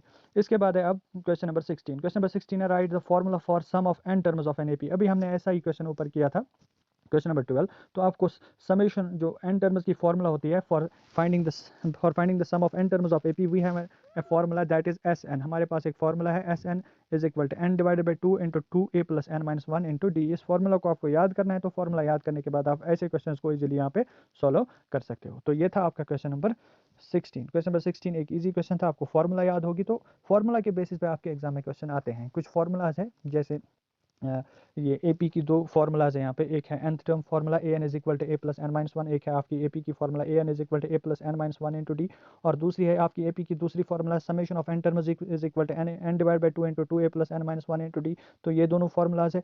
और उसके बाद आपकी और फॉर्मूलाज है यहाँ पे, किस में, कोऑर्डिनेट, जो कोऑर्डिनेट ज्योमेट्री है वहाँ पे distance formula is equal under root of x1 minus x2 whole square plus y1 minus y2 whole square. ये दोनों फॉर्मूलाज आपको यहाँ पे, ये तीसरी फॉर्मूला है, इसको भी याद करना है आपको। और एक फॉर्मूला है यहाँ पे सेक्शन फॉर्मूला की, for finding the coordinates of any point, वहाँ पे आपकी फॉर्मूला है m1 into x2 plus m2 into x1 divided by 2। और उसके बाद क्या है, फिर उसके बाद है, ये है x कोऑर्डिनेट की फॉर्मूला, फिर है उसके बाद y कोऑर्डिनेट की फॉर्मूला, y कोऑर्डिनेट की फॉर्मूला है y is equal to y1 into, यहाँ पे y कोऑर्डिनेट की फॉर्मूला क्या है, वो है m1 into y2 plus m2 into y1 m2 into y1 divided by m1 plus m2। तो ये दोनों फार्मूला जो है ना, ये आपकी सेक्शन फार्मूला की फॉर्मूलाज है। इसके बाद है फिर, ये हो गई टोटल 4 फार्मूलाज। फिर और भी है, मेंसुरेशन जो है आपकी सरफेस एंड वॉल्यूम्स, उसमें बहुत सारी फार्मूलाज आपको याद करनी है। ये फार्मूलाज है ना, इन फार्मूलाज के बेसिस पे आपको क्वेश्चन 1, 2 या 3 मार्क्स देखने को मिलेंगे। इसके बाद है आपका क्वेश्चन नंबर 17। क्वेश्चन नंबर 17 है यहाँ पे, under root of x and under root of, sorry under root of x नहीं है, ये है अंडर रूट 2x, ये है रूट 2x है यहाँ पे, square root of 2 into x plus square root of 3 into y is equal to 4। आपको बताना है क्या ये एक pair of linear equation in 2 variables है। पहले हम देखेंगे, हम हर एक कंडीशन को यहाँ पे चेक करेंगे, क्या इक्वेशन है, हाँ ये इक्वेशन है, तो एक कंडीशन सेटिस्फाई हो रही है। क्या ये इसके बाद ये लीनियर है, लीनियर मतलब क्या, इसके वेरिएबल्स का यहाँ पे एक्सपोनेंट 1 है, मतलब वेरिएबल्स का हाइस्ट, यहाँ हम कह सकते हैं वेरिएबल्स की डिग्री यहाँ पे 1 है, तो इस वेरिएबल की भी यहाँ पे डिग्री 1 है, इसका भी यहाँ पे हाइस्ट पावर क्या है 1, तो ये लीनियर इक्वेशन भी है। इसके बाद है थर्ड कंडीशन, क्या इसमें दो ही वेरिएबल्स या दो से ज़्यादा वेरिएबल्स है, यहाँ पे x एक वेरिएबल है और y दूसरा वेरिएबल है, तो तीसरी कंडीशन भी सेटिस्फाई हो रही है, इक्वेशन भी है, और इसके बाद लीनियर भी यहाँ पे वेरिएबल्स हैं और वेरिएबल दो भी हैं, तो हम कह सकते हैं लीनियर इक्वेशन इन 2 वेरिएबल। लेकिन अगर अभी क्वेश्चन ऐसे होता रूट 2 और ये फिर x इसी में होता रूट 2x, अगर रूट 2 और ये जो दोनों है ना 2 और x, अगर ये दोनों रूट में ही होते हैं, हम कह सकते हैं ऐसे, अगर ऐसे होल पावर होता 2x होल रेज पावर 1/2, तो हम फिर इसको लीनियर नहीं कह सकते थे, क्योंकि रूट कभी वेरिएबल कभी भी किस में, वेरिएबल कभी भी रूट में, या हम जो स्क्वायर रूट या क्यूब रूट वेरिएबल कभी भी इसमें नहीं होना चाहिए, ठीक है। तो ये था आपका क्वेश्चन नंबर 17, एक स्टेटमेंट था, इसको आपको बताना था क्या ये ट्रू है या फॉल्स। तो ये भी ट्रू है, क्योंकि ये भी एक लीनियर इक्वेशन इन 2 वेरिएबल्स है। इसके बाद अब हम चलेंगे आपके क्वेश्चन नंबर 18 पे। क्वेश्चन नंबर 18 में यहाँ पे आपसे क्या रहा है क्वेश्चन, साइन 30 डिग्री जो है ना, sine 30 degree plus cos 60 degree क्या ये tan 45 डिग्री के बराबर होगा। हम सॉल्व करेंगे, हमें पता है साइन 30 डिग्री का वैल्यू होता है 1/2। याद करने हैं आपको, वैल्यूज़ को याद करना है या टेबल बनाना सीखना है। जब आप टेबल बनाना सीखोगे तो आप वहाँ पे एग्जाम में फिर इसके लिए 2 मिनट निकाल सकते हो। वहाँ पे आप टेबल के पहले दो रेशोज है ना, ट्रिग्नोमेट्रिक रेशो, साइन के different ratios on different angles, some specific angles पे वहाँ पे निकालना है, और उसके बाद आपको कॉस के कुछ इनके आपके निकाल के रखने हैं, फिर बाकी इजीली आप फाइंड कर सकते हो, क्योंकि साइन का रेसिप्रोकल, साइन के जो रेसिप्रोकल यहाँ पे होंगे वो क्या होंगे, वो होंगे कोसेक के फिर वैल्यूज़, और कॉस के जो रेसिप्रोकल्स होंगे वो होंगे सेक के वैल्यूज़। ऐसे ही जब आप साइन और कॉस का डिवीजन करेंगे तो यहाँ पे क्या आएगा, साइन और कॉस का डिवीजन करने पे आपके tan के वैल्यूज़ आएंगे, फिर tan के वैल्यूज़ का रेसिप्रोकल आपका कॉट आएगा। तो सिर्फ ज़्यादा से ज़्यादा आपको साइन बनाना आना चाहिए। यहाँ आपके साइन के आपको साइन को वैल्यू, जो साइन के वैल्यूज़ है ना, साइन के वैल्यूज़ को आपको याद करना है, और कॉस के वैल्यूज़ भी फिर इजीली वहाँ पे आप टेबल बनाना आपने सीखा ही होगा, वो हम यहाँ पे डिस्कस नहीं करेंगे। हम क्वेश्चन की तरफ बढ़ेंगे। क्वेश्चन है यहाँ पे sin 30 plus cos 60 is equal to, क्या ये tan 45 डिग्री के बराबर होगा। tan 45 डिग्री याद रखना है आपको, tan 45 डिग्री का वैल्यू क्या होता है, tan 45 डिग्री का वैल्यू होता है 1। हमें दिखाना है यहाँ पे क्या ये 1 होगा या नहीं। इसके बाद sin 30 का वैल्यू है 1/2, तो उसके बाद है cos 60 का वैल्यू भी है 1/2, दोनों का वैल्यू 1/2 है, 1/2 प्लस 1/2 इज इक्वल टू 1, तो ये tan 40 के, तो स्टेटमेंट यहाँ पे ट्रू है, हमारा रिजल्ट बराबर आ रहा है 1/2 प्लस 1/2 इज इक्वल टू 1, तो हमारा रिजल्ट बराबर आया, तो हम स्टेटमेंट को यहाँ पे ट्रू यहाँ पे कर सकते हो। और पार्ट है यहाँ पे if sine A is equal to cos A, जब साइन ए और कॉस ए बराबर होंगे। अगर आपको याद होगा जब हमने पहले इंस्ट्रक्शंस पढ़े थे, तो इंस्ट्रक्शन में वहाँ पे 6th इंस्ट्रक्शन में लिखा था, जो आपका सेक्शन है, सेक्शन ए में कोई से भी 2 क्वेश्चन होंगे जिनको आपको जिनमें आपको चॉइसेस मिलेंगे। यहाँ पे है पहली चॉइस आ रही है हमारे क्वेश्चन नंबर 18 में, तो क्वेश्चन नंबर 18 की चॉइस है यहाँ पे, इसका जो और पार्ट है if sine A is equal to cos A, अगर साइन ए और कॉस ए दोनों क्या है, बराबर, where A is an acute angle, और ए अगर आपका क्या है, acute angle, then angle A is equal to, angle A किसके बराबर होगा, आपको देखना है, आपको बताना है साइन और कॉस का किस एंगल पे वैल्यू इक्वल होता है। अगर आपको टेबल याद होगा तो टेबल में आपको सिर्फ ये, जब भी आपको इक्वल वैल्यूज ढूंढने होंगे, जो 45 डिग्री होता है, हमेशा 45 डिग्री पे एंगल्स क्या होते हैं, एंगल्स के यहाँ पे ट्रिग्नोमेट्रिक रेशियोज बराबर होते हैं। तो 45 डिग्री पे साइन का वैल्यू क्या आ रहा है, 1 डिवाइड बाई √2, और 45 डिग्री पे कॉस का भी वैल्यू क्या आएगा, 1 डिवाइड बाई √2। तो दोनों जगह पे वैल्यू क्या है, 1 divide by √2, that means that 45 is that angle where sine and cos both trigonometric ratios are equal. तो बच्चों अब हम क्वेश्चन नंबर 19 को डिस्कस करने वाले हैं। क्वेश्चन नंबर 19 कह रहा है यहाँ पे calculate mean of first 10 natural numbers, पहले 10 नेचुरल नंबर्स का आपको मीन फाइंड करना है। आपको पता ही है फर्स्ट 10 नेचुरल नंबर्स क्या है हमारे पास, एक है 1 और दूसरा है 2, ऐसे ही तीसरा है 3 और 4 so on 5 6 7 8 एंड 9 प्लस 10। तो ये फर्स्ट 10 नेचुरल नंबर्स है। फर्स्ट 10 नेचुरल नंबर्स का हमें मीन फाइंड करना है। कैसे मीन फाइंड करेंगे, मीन फाइंड करने के लिए हमारी फॉर्मूला क्या है, फॉर्मूला है मीन फाइंड करने के लिए sum of observations divided by number of observations, total number of observations या नंबर ऑफ ऑब्जर्वेशंस। तो जब इन ऑब्जर्वेशंस का मीन आप फाइंड करोगे, पहले आपको इन न्यूमरेटर में आपको पहले ऑब्जर्वेशंस को ऐड करना है, जितनी भी ऑब्जर्वेशंस यहाँ पे है, और डिवाइड बाय क्या करेंगे हम, डिवाइड बाय हम करेंगे यहाँ पे 10 से, ठीक है, क्योंकि नंबर ऑफ ऑब्जर्वेशंस यहाँ पे टोटल 10 है। जब आप ऐड करोगे ऊपर न्यूमरेटर्स में 1 से लेके 10 तक, तो आपका एडिशन करके रिजल्ट क्या आएगा यहाँ पे 55 डिवाइडेड बाय 10 जब आप करोगे तो आपका आंसर क्या आएगा 5.5, ये रहेगा आपका मीन। लेकिन अगर अब आपको क्वेश्चन में आए find the mean from 1 to 100, find the mean from 1 to 100 या find the mean from 1 to 1000, तो आप वहाँ पे 1 से लेके 1000 तक तो ऑब्जर्वेशंस को नहीं लिख सकते, क्योंकि बहुत ही हेक्टिक हो जाएगा, वो ऑब्जर्वेशंस को हम नहीं लिख सकते 1 से लेके 1000 तक, फिर उनको ऐड भी करना वहाँ पे मुश्किल हो जाएगा।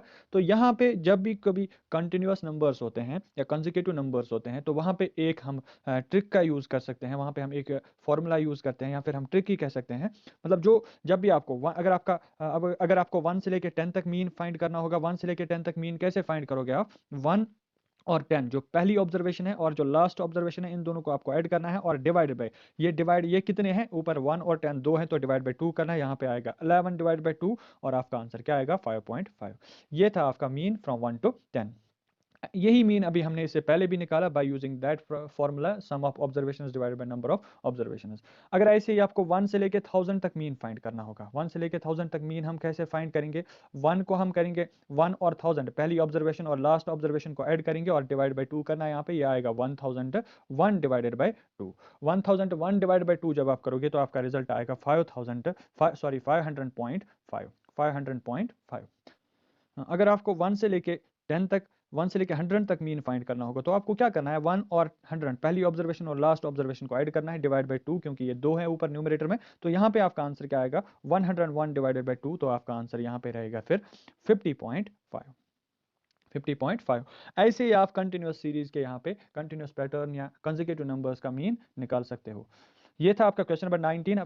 तो अब हम आगे बढ़ते हैं क्वेश्चन नंबर 20 की तरफ। क्वेश्चन नंबर 20 है यहाँ पे, write the formula for mean of grouped data. जो मीन ऑफ ग्रुपेड डेटा है उसको आपको यहाँ पे फाइंड करना है। कैसे फाइंड करते हैं हम?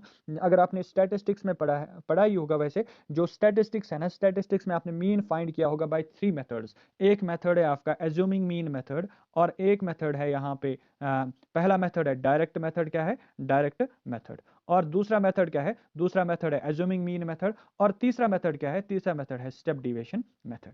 ठीक है, इन सभी मेथड्स की अपनी अपनी एक अलग अलग फॉर्मूला है, लेकिन यहाँ पे इसने ये क्वेश्चन आ भी सकता है, क्योंकि फॉर्मूला के बेसिस पे क्वेश्चंस आते हैं। आपको फॉर्मूलाज वहाँ पे लिखने पड़ेंगे। किसी की फॉर्मूला मतलब एज्यूमिंग मीन मेथड की फॉर्मूला क्या है, फॉर स्टेप डिविएशन मेथड में जब हम मीन निकालते हैं तो मीन की वहाँ पे फॉर्मूला क्या है, या डायरेक्ट मेथड की फॉर्मूला क्या है।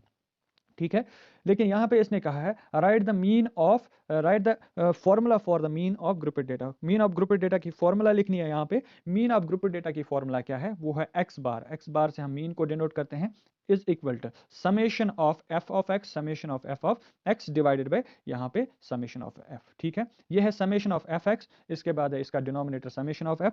तो इस फॉर्मूला की मदद से आप यहाँ पे किसी भी ग्रुपेड डेटा का मीन निकाल सकते हो, और यही फॉर्मूला आपकी डायरेक्ट मेथड की फॉर्मूला भी है। तो इसी के साथ हमने अपना क्वेश्चन नंबर 20 भी कंप्लीट किया है। अगर आप बाकी फार्मूलाज को भी यहाँ पे मेंशन करोगे तो वो भी अच्छी बात है, लेकिन इतना काफ़ी है क्योंकि आपको एक ही फार्मूला के बारे में यहाँ पूछा गया है। आप यहाँ पे डायरेक्ट मेथड की फार्मूला यहाँ पे पुट करोगे। अब इसके बाद इसी का और पार्ट जो है ना, और पार्ट है यहाँ पे इसका मोड ऑफ ऑब्जर्वेशन 49213213252। जो यहाँ पे ऑब्जर्वेशन है, यहाँ पे 1 4 है, 2 है, 9 है, और ऐसे ही 2 फिर उसके बाद 1 3 2 5 2। तो यहाँ पे टोटल नंबर ऑफ ऑब्जर्वेशंस अगर आप काउंट करोगे, ये टोटल 9 ऑब्जर्वेशंस हैं। इन ऑब्जर्वेशंस का अगर आपको मीन निकालना होगा तो इनको आपको ऐड करना है और डिवाइड बाय क्या करना है, यहाँ पे डिवाइडेड बाय करना है आपको टोटल नंबर ऑफ ऑब्जर्वेशन। अगर इन्हीं ऑब्जर्वेशंस का आपको मीडियन भी निकालना होगा, मीडियन निकालने के लिए पहले हम डेटा को क्या करते हैं, अरेंज करते हैं, या तो असेंडिंग ऑर्डर में या फिर डिसेंडिंग ऑर्डर में।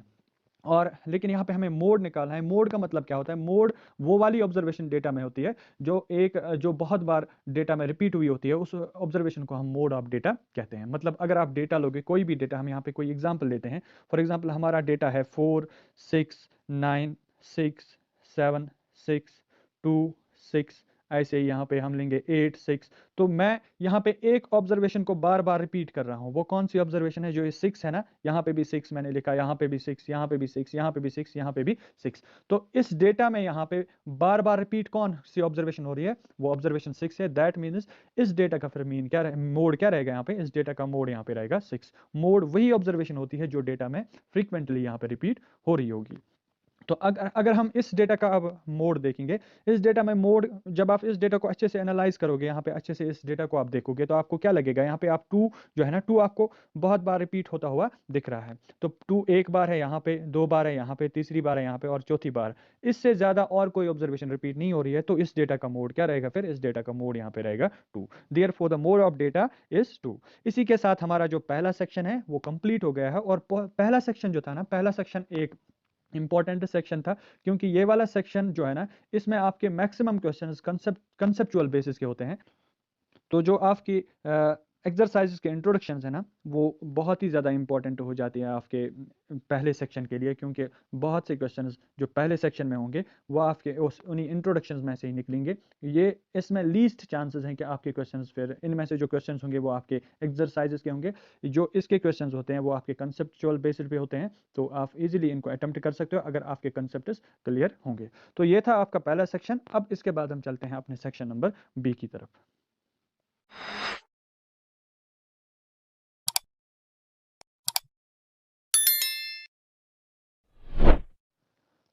तो सेक्शन बी का जो पहला क्वेश्चन है, सेक्शन बी का पहला क्वेश्चन है सॉल्व बाय सब्स्टिट्यूशन मेथड।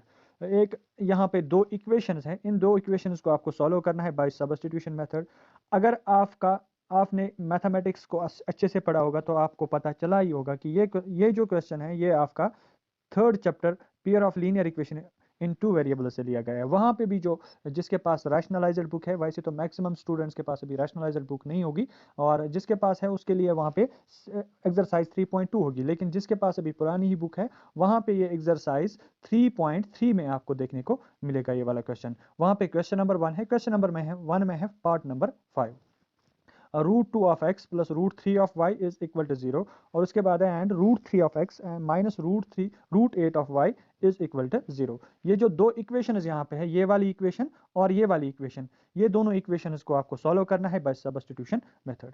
लेकिन एक बात आप याद रखना, ये दोनों इक्वेशंस जो है ना, इनको हम कहते हैं यहाँ पे होमोजीनियस लीनियर इक्वेशंस इन two variables. Homogeneous linear equations क्या होते हैं? अगर कभी भी आपकी लीनियर इक्वेशंस इन टू वेरिएबल्स हैं, जो हम पढ़ रहे हैं यहाँ पे pair of linear equation in two variables, जिनकी जनरल फॉर्म हम कैसे लिखते हैं, a1x plus b1y is equal to 0, और उसके बाद अगर हम दूसरी एग्जांपल यहाँ पे दूसरी जनरल इक्वेशन लेंगे, a2x plus b2y is equal to 0। अगर कभी भी आपकी इक्वेशन इस फॉर्म में होंगी, अगर कभी भी आपकी इक्वेशन किस फॉर्म में होंगी, अगर कभी भी आपकी इक्वेशन इस फॉर्म में होंगी, मतलब उनका कांस्टेंट अगर एब्सेंट होगा और उनके जो सॉल्यूशंस है, अगर उनके सॉल्यूशंस क्या होंगे, उसका x भी अगर 0 होगा और उसका क्या, अगर उसका y भी अगर 0 होगा, तो ऐसी इक्वेशंस को हम क्या कहते हैं, ऐसी इक्वेशंस को हम कहते हैं होमोजीनियस लीनियर इक्वेशन इन टू वेरिएबल्स।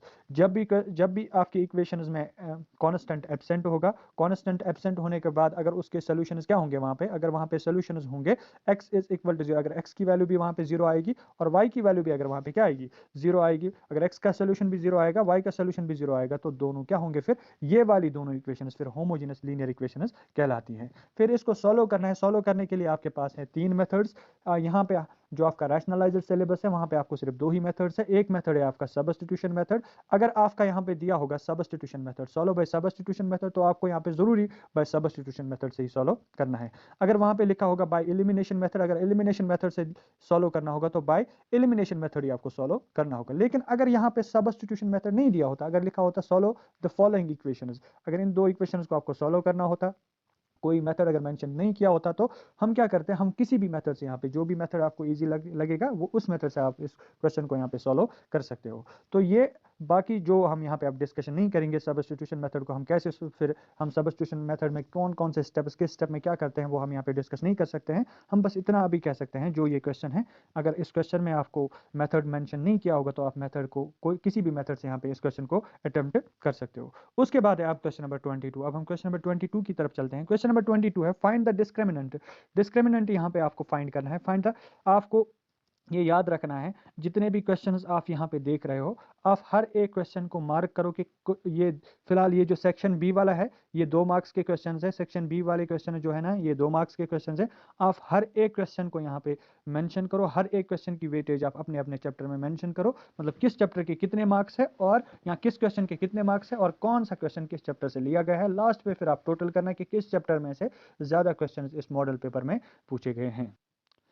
अगर आप इस पेपर को घर पे अटेम्प्ट भी करोगे, आप अपने मोबाइल पे टाइमर सेट कर दीजिए, 2.5 आवर्स का या 3 आवर्स का टाइमर सेट कीजिए। फिर उसके बाद आप इस क्वेश्चन पेपर को अटेम्प्ट कीजिए। तो अटेम्प्ट करने के बाद आपको पता चलेगा कि आपको कितना यहाँ पे आपको अभी कितनी प्रैक्टिस करने की ज़रूरत है। तो अब क्वेश्चन नंबर 22 है find the discriminant of the find the discriminant of the quadratic equation 2x square minus 4x plus 3 is equal to 0। ये जो है ना 2x square minus 4x plus 3 is equal to 0, ये वाली quadratic equation जो है ना, इसका आपको फाइंड करना है यहाँ पे डिस्क्रिमिनेंट। डिस्क्रिमिनेंट फाइंड करने के लिए आपको फॉर्मूला तो पता ही होगी, ये फॉर्मूला भी आपको याद रखनी है, क्योंकि क्या पता आपके ऑब्जेक्टिव में कभी ये वाला क्वेश्चन भी आए, right the formula for discriminant of any quadratic equation, या जनरल क्वाड्रेटिक इक्वेशन की आप डिस्क्रिमिनेंट की फॉर्मूला लिखो। इसका डिस्क्रिमिनेंट किस फॉर्मूला से निकाला जाता है क्वाड्रेटिक इक्वेशन का, उसके लिए फॉर्मूला है बी स्क्वायर माइनस 4ac। फिर आपको ये पता ही है b square, where b is the coefficient of x variable, where and a and c, a is the coefficient of x square variable, and उसके बाद यहाँ पे सी इज कॉन्स्टेंट टर्म। इनका आपको पता ही होगा। फिर ये वैल्यूज आपको यहाँ पे पुट करने हैं। इन वैल्यूज को पुट करने के बाद यहाँ पे जो भी आपका आंसर आएगा वो आपको यहाँ पे लिखना है। अब क्वेश्चन क्या कह रहा है, डिस्क्रिमिनेंट तो आपने फाइंड करना है, पहले आपने डिस्क्रिमिनेंट फाइंड करना है b square minus 4ac, b square minus 4ac। अब बी स्क्वायर माइनस 4ac में से यहाँ पे देखेंगे हम b की वैल्यू, मतलब जो x का कोएफिशिएंट है, x का कोएफिशिएंट यहाँ पे -4, फिर होल स्क्वायर आएगा, उसके बाद है माइनस, फिर 4 है फॉर्मूला का, उसके बाद है a के बदले आएगा यहाँ पे 2 और c के बदले यहाँ पे आएगा 3। -4 होल स्क्वायर का यहाँ पे 16 आंसर होगा, क्योंकि माइनस का स्क्वायर होता है प्लस और 4 का स्क्वायर होगा 16। उसके बाद है -4 इंटू 3, 4 इंटू 2 8, उसके बाद है 4 इंटू 8 3 ज़ार आएगा 24, तो 24 आ रहा है। 16 माइनस 24 विल बी इक्वल टू -8। अगर आपका देखो डिस्क्रिमिनेंट के, अगर डिस्क्रिमिनेंट के हिसाब से आप बता सकते हो जो क्वाड्रेटिक इक्वेशन है उसका नेचर क्या है यहाँ पे। अगर आपका डिस्क्रिमिनेंट ग्रेटर दैन 0 आएगा, या तो आपका डिस्क्रिमिनेंट ग्रेटर दैन 0 आ सकता है या फिर लेस दैन 0 आ सकता है, क्योंकि नंबर सिर्फ 3 ही किस्म के आ सकते हैं यहाँ पे, या तो पॉजिटिव आ सकता है, या फिर नेगेटिव आ सकता है, या फिर यहाँ पे 0 के बराबर आ सकता है, मतलब न्यूट्रल आ सकता है, ना तो पॉजिटिव आएगा और ना ही नेगेटिव। अगर आपका डिस्क्रिमिनेंट पॉजिटिव होगा, पॉजिटिव मीन्स ग्रेटर दैन 0, अगर आपका डिस्क्रिमिनेंट 0 से बड़ा होगा तो वहाँ पे आपके रूट्स क्या होंगे, वो होंगे रियल। क्या होंगे? रियल। वो डिफरेंट होंगे, real and different, real and different. लेकिन अगर आपका यहाँ पे डिस्क्रिमिनेंट क्या होगा, अगर डिस्क्रिमिनेंट आपका इक्वल टू 0 होगा, इस टाइम भी आपके रूट्स क्या होंगे? रियल ही होंगे, और रियल मतलब रियल नंबर्स होंगे, रूट्स आपके क्या होंगे? Real numbers. और उसके बाद क्या आएगा यहाँ पे? लेकिन रूट्स जो होंगे ना इस वक्त रूट्स आपके इक्वल होंगे। दोनों में सिर्फ फर्क इतनी है, यहाँ पे डिस्क्रिमिनेंट ग्रेटर देन 0 के टाइम रूट्स होते हैं डिफरेंट, और यहाँ पे रूट्स होते हैं इक्वल। अब यहाँ पे थर्ड केस है। थर्ड केस क्या है यहाँ पे? जो अगर डिस्क्रिमिनेंट क्या आएगा आपका, अगर डिस्क्रिमिनेंट लेस देन 0 आएगा यहाँ पे, अगर आपका डिस्क्रिमिनेंट लेस देन 0 आएगा, लेस देन 0 मतलब अगर आपका डिस्क्रिमिनेंट नेगेटिव में आएगा, -1, -2, -3, -4/9, मतलब कुछ ऐसा अगर आपका डिस्क्रिमिनेंट आएगा, तो ऐसे डिस्क्रिमिनेंट के साथ क्या होता है, जिन इक्वेशंस का भी ये डिस्क्रिमिनेंट लेस देन 0 आएगा, तो उन इक्वेशंस के रूट्स वहां पे रियल नहीं होते हैं। रियल मतलब वो रियल नंबर्स में एग्जिस्ट नहीं होंगे वहां पे, ठीक है। तो ऐसे आपको रूट्स फिर पढ़ने हैं क्लास 11th में, उसकी तरफ हमें अभी नहीं जाना है, तो हमें यहाँ पे डिस्कस करें अपने रूट्स के बारे में। नेचर ऑफ रूट्स क्या हो सकता है यहाँ पे? रियल हम क्या कहेंगे? The roots are not real, roots are not real. जो यहाँ पे रूट्स होंगे ना वो रियल नहीं होंगे। जब रूट्स रियल ही नहीं होंगे तो हमें फिर देखना ही नहीं है क्या वो इक्वल होंगे या नहीं इक्वल होंगे, उसके साथ हमें कुछ नहीं है। रूट्स रियल ही नहीं है तो इसको हमें यहाँ पे ही छोड़ देना है। लेकिन अब हम अभी जो देख रहे थे ना, हमारा डिस्क्रिमिनेंट इस वाली इक्वेशन का क्या आ रहा था अभी? वो आ रहा था -8। -8 क्या है? Less than 0। जब -8, जब यहाँ पे डिस्क्रिमिनेंट लेस देन 0 आएगा तो हम क्या कहेंगे फिर? द गिवन इक्वेशन, जो यहाँ पे ये वाली इक्वेशन है, the given equation, the given equation, ये इक्वेशन जो है is the given equation has not real roots, इसके रियल रूट्स नहीं हो सकते हैं। The given equation does not have real roots, यहाँ ऐसे भी लिख सकते हैं हम, गिवन इक्वेशन जो यहाँ पे है इसके रियल रूट्स नहीं होंगे। तो ये था आपका क्वेश्चन नंबर 22। डिस्क्रिमिनेंट फाइंड करना था और नेचर ऑफ रूट्स बताना था। रूट्स कैसे होंगे, रियल होंगे या रियल या इमेजिनरी, उनको हम फिर इमेजिनरी रूट्स कहते हैं जो रियल नहीं होंगे। तो अब इसके बाद हम चलते हैं इसके बाद हम चलते हैं क्वेश्चन नंबर 23 पर। तो अब हम कर रहे हैं क्वेश्चन नंबर 23। क्वेश्चन नंबर 23 में आपको ये क्वेश्चन ट्रिग्नोमेट्री से लिया गया है, क्योंकि जब भी आपके ये ratios, trigonometric ratios, sine A, cos A, sine cos, tan cot, sec cosec, जब ये वाले रेशोज जब आपको ऐसे कुछ एक्सप्रेशंस देखने को मिलेंगे क्वेश्चंस में, तो आपको जट से वहाँ पे पता चलना चाहिए कि ये वाले क्वेश्चंस किस चैप्टर से लिए गए हैं? ट्रिग्नोमेट्री चैप्टर से लिए गए हैं। तो ट्रिग्नोमेट्री चैप्टर में क्या है यहाँ पे क्वेश्चन नंबर 23, ये एक्सरसाइज शायद 8.1 का क्वेश्चन नंबर 3 है या 4। यहाँ पे है question, cot a is equal to, cot a किसके बराबर है? Cot a is equal to 8। अब मैंने 15 क्यों नहीं लिखा? क्योंकि यहाँ पे जगह कम है, जगह कम होने के लिए मैं एक ही स्टेप में इसको कन्वर्ट करूंगा। 15 यहाँ पे मल्टीप्लाई हो रहा था, तो 15 को हम राइट साइड में ट्रांसपोज करेंगे तो 8 के साथ ये डिवाइड होगा, ठीक है। अब कॉट ए का तो हमें पता ही है, कॉट ए की वैल्यू किसके बराबर होती है? कॉट ए होता है, मतलब कॉट जो है ना ट्रिग्नोमेट्रिक रेशो, कॉट को हम लिखते हैं बेस डिवाइडेड बाय परपेंडिकुलर। तो बेस की वैल्यू क्या होगी फिर? बेस, सपोज ये अगर एंगल ए हम ये वाला लेंगे तो बेस की वैल्यू होगी 8, और परपेंडिकुलर क्या होगा? परपेंडिकुलर होगा 15। फिर हम इसको सॉल्व करेंगे यहाँ पे बाय पाइथागोरस थ्योरम, तो निकालेंगे हम कौन सा? फिर हाइपोटेन्यूज। जब आपका यहाँ पे हाइपोटेन्यूज निकलेगा, हाइपोटेन्यूज निकलने के बाद फिर आप यहाँ पे सेक की वैल्यू निकाल सकते हो, क्योंकि सेक की वैल्यू जो है ना वो किस रेशो से निकलती है यहाँ पे?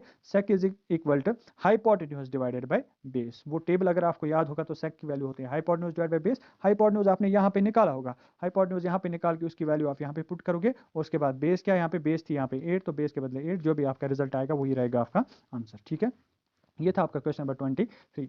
तो अब इसके बाद क्वेश्चन नंबर 24 है। क्वेश्चन नंबर 24 आपके सरफेस एंड वॉल्यूम से लिया गया है। क्वेश्चन नंबर 24 में यहाँ पे क्वेश्चन है, find the volume of hemisphere. एक हेमिस्फीयर का आपको वॉल्यूम निकालना है। इस हेमिस्फीयर की रेडियस यहाँ पे कितनी है? 2 सेंटीमीटर। बस यहाँ पे आपको फॉर्मूलाज याद करने हैं। सरफेस एंड वॉल्यूम में आपको फॉर्मूलाज अगर याद होंगे तो यहाँ पे ये वाले क्वेश्चन मुश्किल नहीं होते हैं। फिर वॉल्यूम ऑफ हेमिस्फीयर निकालने के लिए फॉर्मूला क्या है? वॉल्यूम ऑफ हेमिस्फीयर निकालने के लिए फॉर्मूला है 2/3 पाई आर क्यूब, क्योंकि स्फीयर का वॉल्यूम निकालने के लिए कौन सी फॉर्मूला है हमारे पास? 4/3 pi r cube. 4/3 pi r cube sphere के बदले, अगर हेमिस्फीयर होगा तो 2/3 पाई आर क्यूब। आर की वैल्यू यहाँ पे, आर मतलब रेडियस के बदले आपको यहाँ पे 2 पुट करना है। 2 क्यूब मतलब 2 रेज पावर 3 आएगा यहाँ पे 8 वैल्यू, और उसी के साथ आपका क्वेश्चन सॉल्व हो जाएगा। ये बहुत ईजी क्वेश्चन था। इसके बाद इसका और पार्ट हम देखेंगे। यहाँ पे भी सेक्शन बी में भी पहले ही हमने देखा है, पहले हमने इंस्ट्रक्शन में पढ़ा था कि सेक्शन बी में भी आपको चॉइसेस मिलेंगे 2 क्वेश्चन में। तो यहाँ पे आपको एक क्वेश्चन में मिल रही है 24 में चॉइस, तो दूसरे क्वेश्चन में कहाँ पे आपको चॉइस मिल रही है? क्वेश्चन नंबर 25 में। इस सेक्शन के टोटल मार्क्स आपके 12 होंगे। ये आपके 22 के 2 मार्क्स, 23 के 2 मार्क्स, 24 के 2 मार्क्स, 25 के 2 मार्क्स, 26 के 2 मार्क्स, और उसके बाद इसका 21 क्वेश्चन भी था। 21 क्वेश्चन भी इससे पहले था शायद, हाँ, इससे पहले 21 क्वेश्चन जो था ना, उसके भी 2 मार्क्स होंगे, तो 2 करके यहाँ पे 6 क्वेश्चन आ रहे हैं, तो 12 मार्क्स आपके रहेंगे। अब इसके बाद है इसी का और पार्ट। इसका और पार्ट क्या है? वो है calculate the volume of cylinder of radius 1 centimetre and height 1 centimetre. अगर आपके पास एक सिलेंडर होगा, सपोज हमारे पास एक सिलेंडर है, इस सिलेंडर की रेडियस कितनी है? इस सिलेंडर की रेडियस है यहाँ पे, इस सिलेंडर की रेडियस है यहाँ पे 1 सेंटीमीटर, इस सिलेंडर की रेडियस है 1 सेंटीमीटर, और इसी सिलेंडर की हाइट भी कितनी है? इसी सिलेंडर की हाइट भी यहाँ पे 1 सेंटीमीटर है। तो एक सिलेंडर है, इसकी रेडियस और हाइट सेम है। आपको क्या निकालना है? Calculate the volume of this cylinder. इस सिलेंडर का हमें वॉल्यूम निकालना है। वॉल्यूम ऑफ सिलेंडर, फॉर्मूला क्या है वॉल्यूम ऑफ सिलेंडर की? वॉल्यूम ऑफ सिलेंडर के लिए हमारे पास फॉर्मूला जो है ना, वो है pi r square h. Pi r square h, pi के बदले हम कोई सा भी वैल्यू यहाँ पे पुट करेंगे, या तो 22/7 या 3.14, और आर के बदले हम कौन सी वैल्यू का यहाँ पे यूज़ करेंगे? आर के बदले हमारी वैल्यू है यहाँ पे 1 सेंटीमीटर, तो 1 स्क्वायर, और उसके बाद हाइट के बदले भी 1, तो इनका मल्टीप्लिकेशन आपका आएगा 22/7 सेंटीमीटर क्यूब रहेगा फिर इसका वॉल्यूम।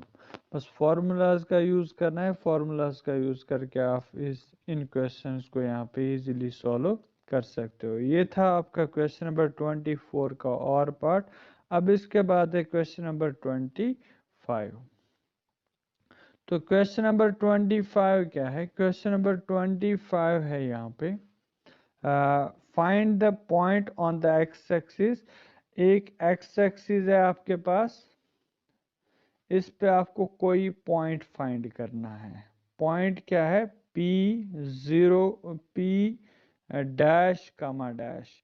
आप पहले, अगर हमने इससे पहले भी इस जैसा क्वेश्चन शायद किया था, ऐसा कोई क्वेश्चन हमने किया था यहाँ पे जो पहले सेक्शन में था। जो एक्स एक्सिस है ना, एक्स एक्सिस पे जो एक्स कोऑर्डिनेट होता है वो एक्स कोऑर्डिनेट प्रेजेंट होता है, लेकिन वाई कोऑर्डिनेट क्या होता है? वाई कोऑर्डिनेट यहाँ पे एब्सेंट होता है। तो जो भी पॉइंट आप एक्स एक्सिस पे लोगे उसका वाई कोऑर्डिनेट हमेशा 0 ही होगा। तो हमने कहना है यहाँ पे, क्वेश्चन कह रहा है find the point on the x axis. X axis पे आपको एक पॉइंट फाइंड करना है which is equidistant, which is equidistant from 2 points. जो 2 पॉइंट्स यहाँ पे है ना, एक पॉइंट है यहाँ पे 2, -5 जो यहाँ पे दिया है, और दूसरा पॉइंट क्या है? दूसरा पॉइंट है -2, 9। ठीक है, तो ये 2 पॉइंट्स है। क्वेश्चन कह रहा है इस पॉइंट को आपको फाइंड करना है, P पॉइंट को आपको फाइंड करना है, इसके कोऑर्डिनेट्स को आपको फाइंड करना है। कोऑर्डिनेट्स, अब किस कोऑर्डिनेट को हमें यहाँ पे फाइंड करना है? सिर्फ x को, क्योंकि y का कोऑर्डिनेट तो हमें ऑलरेडी पता है, x कोऑर्डिनेट, x एक्सिस पे y कोऑर्डिनेट 0 होता है। तो अब हमें ये वाली डिस्टेंस और ये वाली डिस्टेंस के बारे में पता है। ये 2 डिस्टेंसेस क्या है यहाँ पे? सपोज अगर इस पॉइंट का हम नाम रखेंगे A, और इस पॉइंट का नाम अगर रखेंगे हम B, तो PA जो है ना, PA और PB दोनों क्या है? दोनों बराबर है। क्यों बराबर है? क्योंकि क्वेश्चन ही कह रहा है वहां पे, क्वेश्चन यहाँ पे कह रहा है find the point on x axis which is equidistant. ये पॉइंट जो है ना, पॉइंट P, जितना दूर ये A से है और उतना ही दूर ये पॉइंट B से है। या हम कह सकते हैं 2 पॉइंट्स हमारे पास है, एक है पॉइंट A और दूसरा है पॉइंट B। जो पॉइंट A है ना, पॉइंट A और पॉइंट B, ये दोनों सेम डिस्टेंस से, सेम डिस्टेंस पे है, किससे? पॉइंट P से। ठीक है, तो यहाँ पे क्या है, यहाँ पे हमें पी ए और पी बी को फाइंड करना है। पी ए मतलब पी ए लेंथ को हम बाय डिस्टेंस फॉर्मूला यहाँ पे निकालेंगे, और पी बी लेंथ को भी हम डिस्टेंस फॉर्मूला से निकालेंगे। दोनों डिस्टेंसेस यहाँ पे क्या है, दोनों डिस्टेंसेस यहाँ पे सेम है। तो यहाँ पे फिर हम डिस्टेंस फार्मूला निकालने के बाद उनको यहाँ पे इक्वेट करेंगे। इक्वेट करने के बाद वहाँ पे आपका x का वैल्यू आएगा। तो ये था आपका क्वेश्चन नंबर 25। इसमें आपको डिस्टेंस फार्मूला का यहाँ पे यूज़ करना है, और डिस्टेंस फार्मूला को आपको याद भी करना है, क्योंकि ये आपके ऑब्जेक्टिव में आ सकता। तो बच्चों अब हम क्वेश्चन नंबर 25 का और पार्ट करने वाले हैं। क्वेश्चन नंबर 25 का और पार्ट क्या है यहाँ पे, determine if the points 1,5, 2,3 and 2, -2, -11 are collinear. 3 points है आपके पास, एक पॉइंट है आपके पास, कौन सा पॉइंट, एक है यहाँ पे पॉइंट जिसके कोऑर्डिनेट्स है 1,5, और दूसरा पॉइंट क्या है, दूसरा पॉइंट है यहाँ पे जिसके कोऑर्डिनेट्स है 2,3, और तीसरा पॉइंट क्या है, तीसरा पॉइंट है यहाँ पे जिसके कोऑर्डिनेट्स है -2, -11। तो ये 3 पॉइंट्स है आपके पास। इन 3 पॉइंट्स को आपको क्या करना है, इन्हीं 3 पॉइंट्स को आपको बताना है क्या ये 3 पॉइंट्स कोलिनियर है या नहीं। ठीक है, सपोज ये वाले 3 पॉइंट्स हम लेंगे, इस पॉइंट का नाम हम रखेंगे ए, और दूसरे पॉइंट का नाम हम रखेंगे बी, और तीसरे पॉइंट का नाम हम रखेंगे सी। ये बहुत ही ज़्यादा इंपॉर्टेंट क्वेश्चन है, क्योंकि मैंने बहुत बार इस क्वेश्चन को एग्जाम्स में आते हुए देखा है। ये एक्सरसाइज 7.1 का शायद क्वेश्चन नंबर 3 या क्वेश्चन नंबर 4 है। तो ये वाला क्वेश्चन जो है ना, इसमें आपको बताना है क्या ये 3 पॉइंट्स मैंने जो यहाँ पे मेंशन किए हैं, क्या ये वाले 3 पॉइंट्स कोलिनियर होंगे या नहीं होंगे।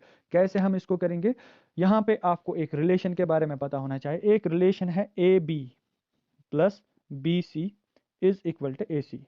सपोज अगर हमारे पास 3 पॉइंट्स होंगे, इफ़ वी हैव 3 पॉइंट्स, अगर हमारे पास 3 पॉइंट्स होंगे, एक पॉइंट अगर होगा पॉइंट ए, और दूसरा पॉइंट अगर होगा पॉइंट बी, और तीसरा पॉइंट अगर होगा पॉइंट सी। अगर हमें दिखाना होगा क्या ये पॉइंट्स कोलिनियर है या नहीं, हम क्या करेंगे, पहले हम ए से लेके बी तक को जो यहाँ पे ए से लेके बी तक की डिस्टेंस है ना, इसको फाइंड करेंगे। उसके बाद बी से लेके सी तक की डिस्टेंस को हम फाइंड करेंगे। उसके बाद हम निकालेंगे कहाँ से लेके कहाँ तक, उसके बाद हम निकालेंगे यहाँ पे जो डिस्टेंस है ना ए से लेके सी तक, वो ये वाली डिस्टेंस। अगर ये डिस्टेंसेस यहाँ पे हमने निकाले, पहले ए बी हमने निकाला, फिर उसके बाद बी सी हमने निकाला, फिर उसके बाद कौन सी डिस्टेंस हमने निकाली यहाँ पे ए सी। अगर कोई सी भी दो डिस्टेंस का सम तीसरी डिस्टेंस के सम के बराबर आएगी, या तीसरी डिस्टेंस के मेजरमेंट के बराबर आएगी, तो हम कह सकते हैं ये यहाँ पे कौन सी कंडीशन सेटिस्फाई कर रहे हैं, कोलिनियरिटी प्रॉपर्टी सेटिस्फाई कर रहे हैं, therefore the points will be collinear.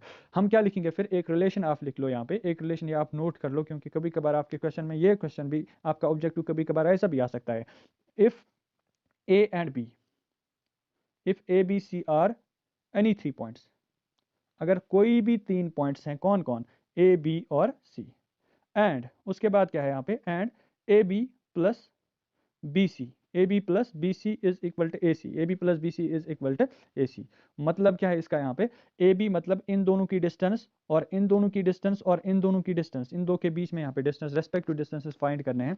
A B distance, B C distance, और ए सी डिस्टेंस हमें फाइंड करनी है। अगर A B plus B C is equal to A C के बराबर होगा, तो हम कह सकते हैं यहाँ पे देयरफॉर, क्या हम कहेंगे यहाँ पे, therefore points are collinear. Therefore points, therefore हम यहाँ पे कलर पहले चेंज करते हैं, कलर यहाँ पे लेंगे हम red colour. Therefore points are collinear, therefore points are collinear. तो ये पॉइंट्स क्या होंगे, पॉइंट्स आर कोलिनियर। कब होंगे कोलिनियर, अगर ये वाली कंडीशन सेटिस्फाई होगी। कौन सी कंडीशन, ये वाली कंडीशन अगर सेटिस्फाई होगी, अगर A B plus B C is equal to A C के बराबर निकलेगा, तो ही हम कह सकते हैं पॉइंट्स आर कोलिनियर। तो इसी के साथ आपका क्वेश्चन नंबर 25 भी कंप्लीट हुआ। अब इसके बाद हम करने वाले हैं क्वेश्चन नंबर 26।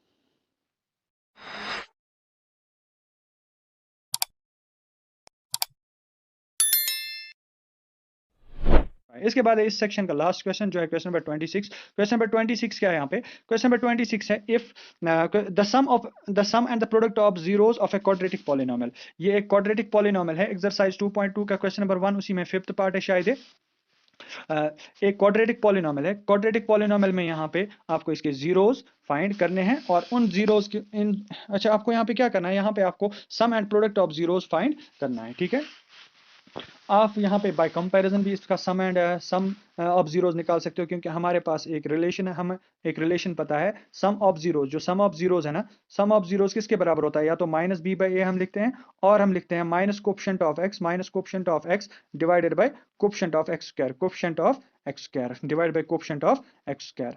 ये वाली फॉर्मूला है आपको, ये वाली रिलेशन किसके लिए? सम ऑफ जीरोस के लिए। और प्रोडक्ट ऑफ जीरोस की रिलेशन क्या है? प्रोडक्ट ऑफ जीरोस की रिलेशन है यहाँ पे प्रोडक्ट ऑफ जीरोस, उसकी रिलेशन है c divided by A. c means constant divided by a means coefficient of x square, या जो भी वेरिएबल होगा उसकी स्क्वायर वाली टर्म जो होगी उसका कोफिशिएंट यहाँ पे a कहलाता है, जिसको हम फिर लिखते हैं c बाई a के बदले हम यहाँ पे लिखते हैं कांस्टेंट। क्या लिखते हैं? कांस्टेंट।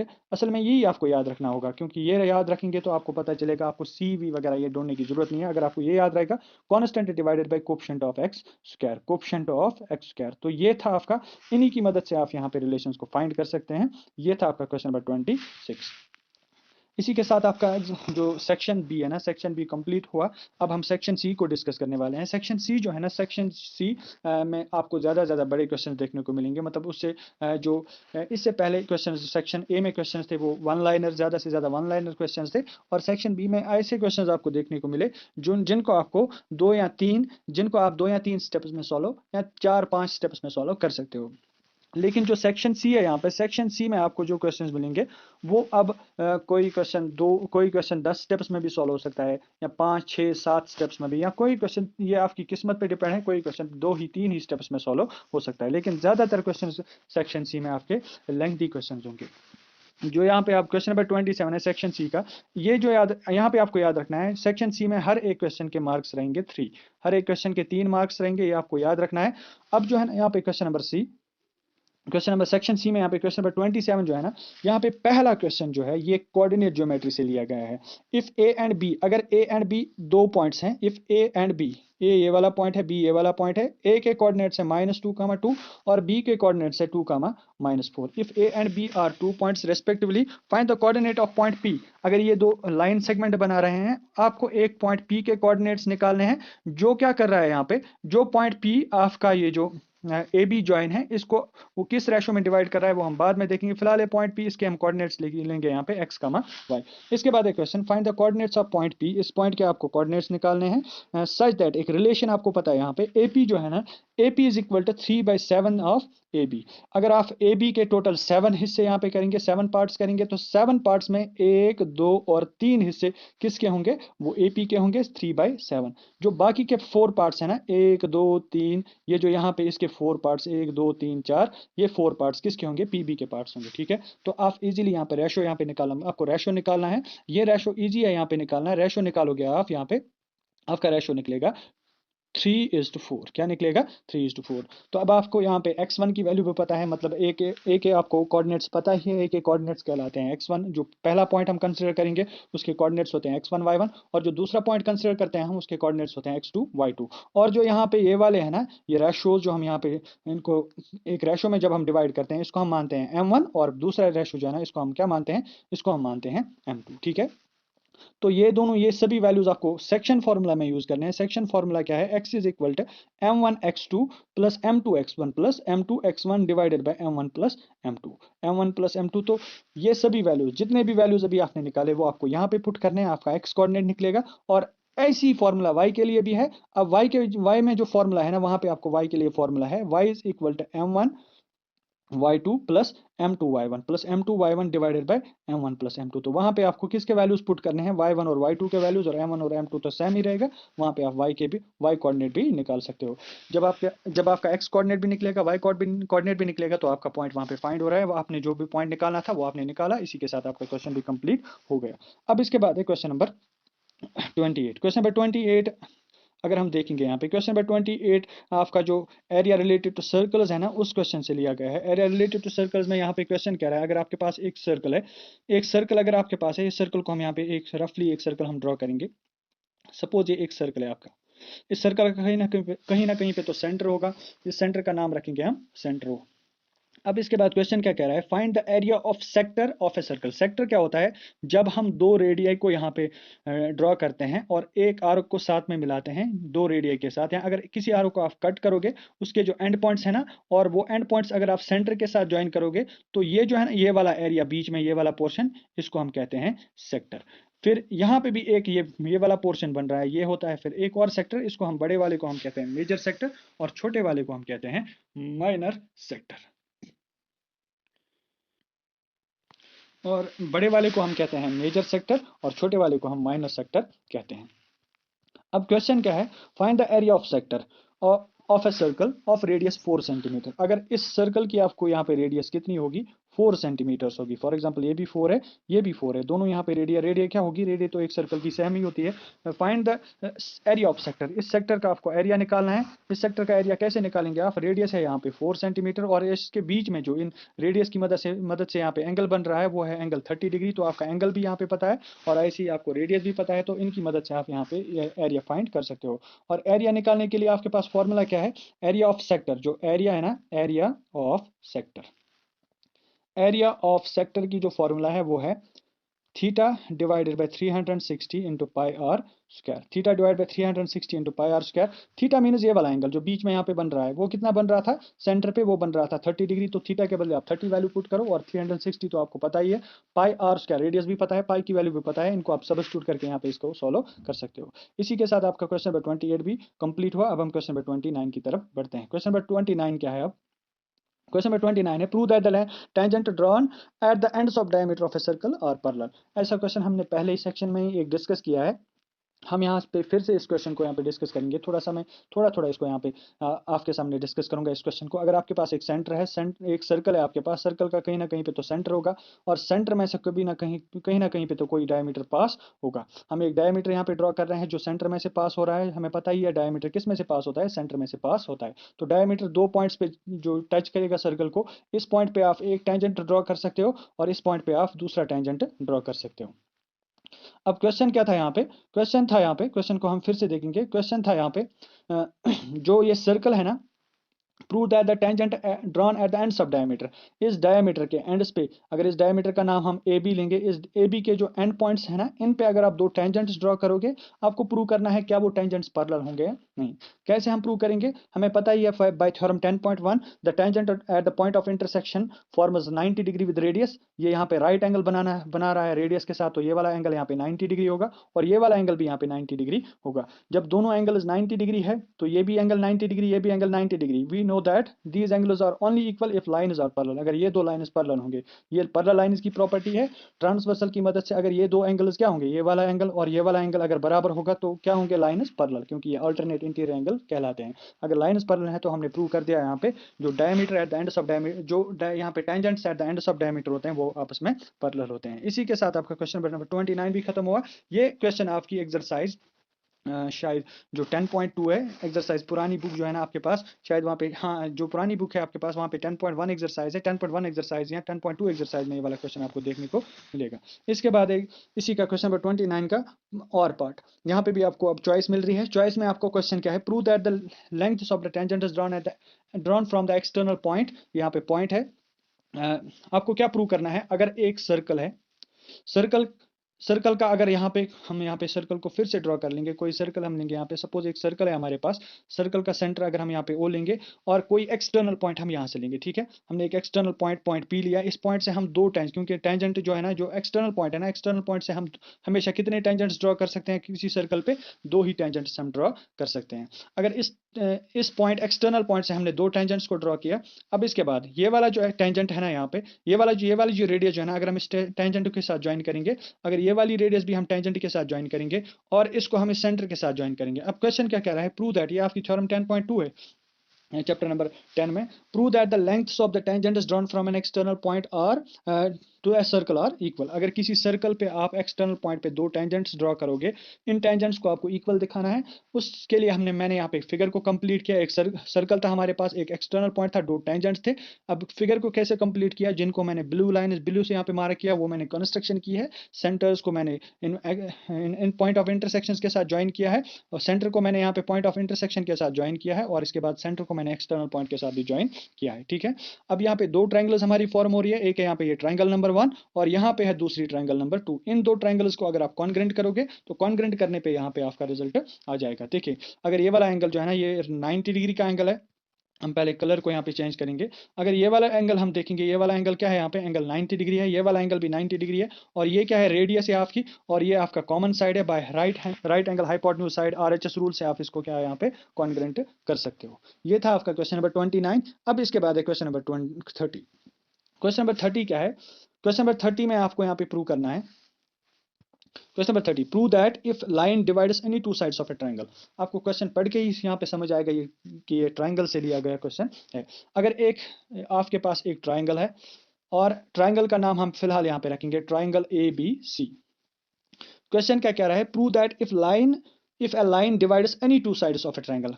कोई से भी दो साइड्स कंसिडर करो, हम यही दो साइड्स कंसिडर करेंगे। ये इसमें से अगर एक लाइन पास हो रही है, वो इन दो साइड्स को क्या, किस किस साइड को, साइड AB और साइड किसको, साइड AC को। अगर वो साइड AB और AC को दो इक्वल रेशोज में डिवाइड कर रही है, मतलब क्या है यहाँ पे, अगर ये वाला पॉइंट यहाँ पे हम लेंगे पॉइंट E, और ये वाला पॉइंट हम लेंगे पॉइंट F। तो इसके कहने का मतलब क्या है यहाँ पे, इफ AB, ये लाइन इनको ऐसे यहाँ पे कट कर रही है, AE divided by BE, AE divided by BE, जो ये वाला और ये वाला, इन दोनों का रेशो जो है ना, वो AF और FC के बराबर होगा, AF डिवाइडेड बाई FC के बराबर होगा। अब आपको प्रूव करना है, जो ये EF लाइन है ना, जिसको मैंने अभी यहाँ पे ड्रॉ किया है, जो ये EF लाइन है ना, ये आपको प्रूव करनी है कि ये किसके पैरेलल होगी, ये थर्ड साइड के पैरेलल होगी। ठीक है, तो क्वेश्चन अगर आपको समझ आया होगा, ऐसे ही क्वेश्चन आपने चैप्टर जो 6 है ना, ट्रायंगल्स स्टार्ट करने से, जब आपने ट्रायंगल्स स्टार्ट किया होगा चैप्टर, तो उसी टाइम आपने ऐसा क्वेश्चन किया होगा, जिसको हम converse of basic proportionality theorem कहते हैं, जिसको हम या फिर कन्वर्स ऑफ थेलेस थ्योरम भी कहते हैं।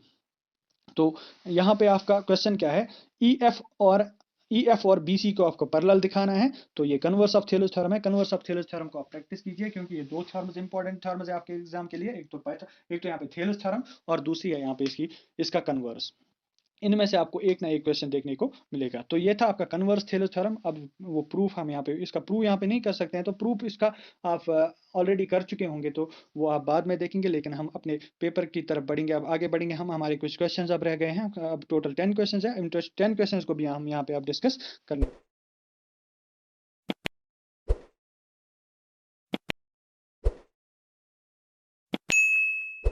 तो अब हम क्वेश्चन नंबर 31 करने वाले हैं। क्वेश्चन नंबर 31 में यहाँ पे क्वेश्चन है, D is a point on side BC of triangle ABC। इस ट्रायंगल का हम नाम लेंगे यहाँ पे ABC, और यहाँ पे पॉइंट एक है D, किस साइड पे, साइड BC पे। सच दैट एंगल ADC, तो AD को हमें ज्वाइन करना है यहाँ पे, जो ये एंगल ADC है, और एंगल BAC, ये जो पूरा एंगल है, ये दोनों आपस में बराबर है। आपको यहाँ पे प्रूव करना है CA स्क्वायर, जो ये CA स्क्वायर है ना, CA आपको देखने को यहाँ पे मिलेगा। उसके लिए हम कलर चेंज करेंगे। यहाँ पे ये जो है ना CA स्क्वायर, इस साइड का स्क्वायर आपको दिखाना है किसके बराबर, is equal to CB into CD। CB मतलब ये पूरा साइड, और CD मतलब इसका ये छोटा वाला पोर्शन। तो अगर आप देख सकते हो, इसमें यहाँ पे किस किस ट्रायंगल को इसने इंक्लूड किया है। एक तो छोटी वाली ट्रायंगल राइट साइड की, जिसका नाम है ट्रायंगल ADC, और यहाँ पे इसने बड़ी ट्रायंगल को इंक्लूड किया है, जो है ट्रायंगल ABC। तो ट्रायंगल ADC और ट्रायंगल ABC को आप सिमिलर करोगे। सिमिलर करने के बाद आप क्या करोगे, फिर पहले आपको क्या करना है, ट्रायंगल ADC जो है ना, और ट्रायंगल ABC, पूरी बड़ी ट्रायंगल जो है, जो कंप्लीट ट्रायंगल यहाँ पे, जो वहां से इसने पहले गिवन दी थी हमें, ABC और ADC को हम यहाँ पे सिमिलर करेंगे by using then criterias of similarity. उसके बाद हम यहाँ पे क्या करेंगे, यहाँ हम properties of similarity of triangles यहाँ पे यूज करेंगे। We know that triangles are similar if their sides are proportional. तो प्रोपोर्शनलिटी की प्रॉपर्टी का यूज करके हम ऐसे इन क्वेश्चंस को यहाँ पे, इस क्वेश्चन को प्रूव कर सकते हैं। तो इजी क्वेश्चन है। थोड़ी सी जो ट्रायंगल पे है ना, ट्रायंगल पे आपको फोकस करना है अच्छे से, ट्रायंगल को आपको अच्छे से प्रिपेयर करना है, क्योंकि ट्रायंगल में आपको बड़े बड़े क्वेश्चंस देखने को मिलेंगे। मतलब जो 4 मार्क्स और 3 मार्क्स के क्वेश्चंस है ना, वो आपको ट्रायंगल में ही देखने को मिलेंगे, और भी कुछ चैप्टर्स है, लेकिन ट्रायंगल को आपको अच्छे से प्रिपेयर करना है। इसके बाद है आपका क्वेश्चन नंबर 32। क्वेश्चन नंबर 32 है यहाँ पे, प्रूव दैट जो यहाँ पे प्रूव दैट रूट ये है 3 + 2 √5 इज एन इरेशनल नंबर। एक इरेशनल, आपको इस नंबर को प्रूव करना है। इरेशनल नंबर ये जिसके पास अभी पुरानी बुक की है वहाँ पे एक्सरसाइज 1.3 है, उसका क्वेश्चन नंबर शायद 2 वैसा ही है, यहाँ तो क्वेश्चन नंबर 2 है या फिर क्वेश्चन नंबर 3, क्वेश्चन नंबर 2 या क्वेश्चन नंबर 3 है वहाँ पे। यहाँ पे जो ये वाला क्वेश्चन है ना, आप prove that 3 + 2 √5 is an irrational number, इसको आपको इरेशनल नंबर प्रूव करना है। आप वहाँ पे बाय कॉन्ट्राडिक्शन मेथड इसको प्रूव कर सकते हो, क्योंकि आपने ऑलरेडी प्रूव किया होगा √5 इज एन इरेशनल नंबर, ये भी इंपॉर्टेंट है, √3 इज एन इरेशनल नंबर, ये भी इंपॉर्टेंट है, √2 इज एन इरेशनल नंबर, ये भी इंपॉर्टेंट है। अगर आपको ये वाले क्वेश्चन प्रूव करने आएंगे, अगर आप इन क्वेश्चन को इजीली प्रूव कर सकते हो तो वो क्वेश्चन फिर इससे ज्यादा इजी है, वो भी आप प्रूव कर सकते हो। तो क्वेश्चन नंबर 32 एक बहुत ही इजी क्वेश्चन है। आपको इस क्वेश्चन को भी यहाँ पे, इस क्वेश्चन का प्रूव हम यहाँ पे नहीं कर सकते हैं, वो आप अपने हिसाब से जैसे आपने पढ़ा होगा वो हम इस वक्त पूरा अब डिस्कशन वैसे भी नहीं कर सकते हैं, क्योंकि हर एक क्वेश्चन हमें अभी बहुत सारे क्वेश्चन, अभी 5-7 क्वेश्चन अभी डिस्कस करने हैं, और हमारा सेशन जो है ना वो अब लगभग 2 घंटे के करीब होने को जा रहा है। तो इस सेशन को हम जल्दी जल्दी कंप्लीट करेंगे। अब इसके बाद हम करने वाले हैं क्वेश्चन नंबर 30। तो अब इसके बाद है क्वेश्चन नंबर 33। क्वेश्चन नंबर 33 है यहाँ पे the 17th term of an AP, एक 17th टर्म है एपी की, वो क्या है, of an AP exceeds 10th term, वो 10th टर्म से ज्यादा है, 10th टर्म के बराबर नहीं है, वो 10th टर्म के बराबर नहीं है, वो 10th टर्म से कितनी ज्यादा है, 7 ज्यादा है।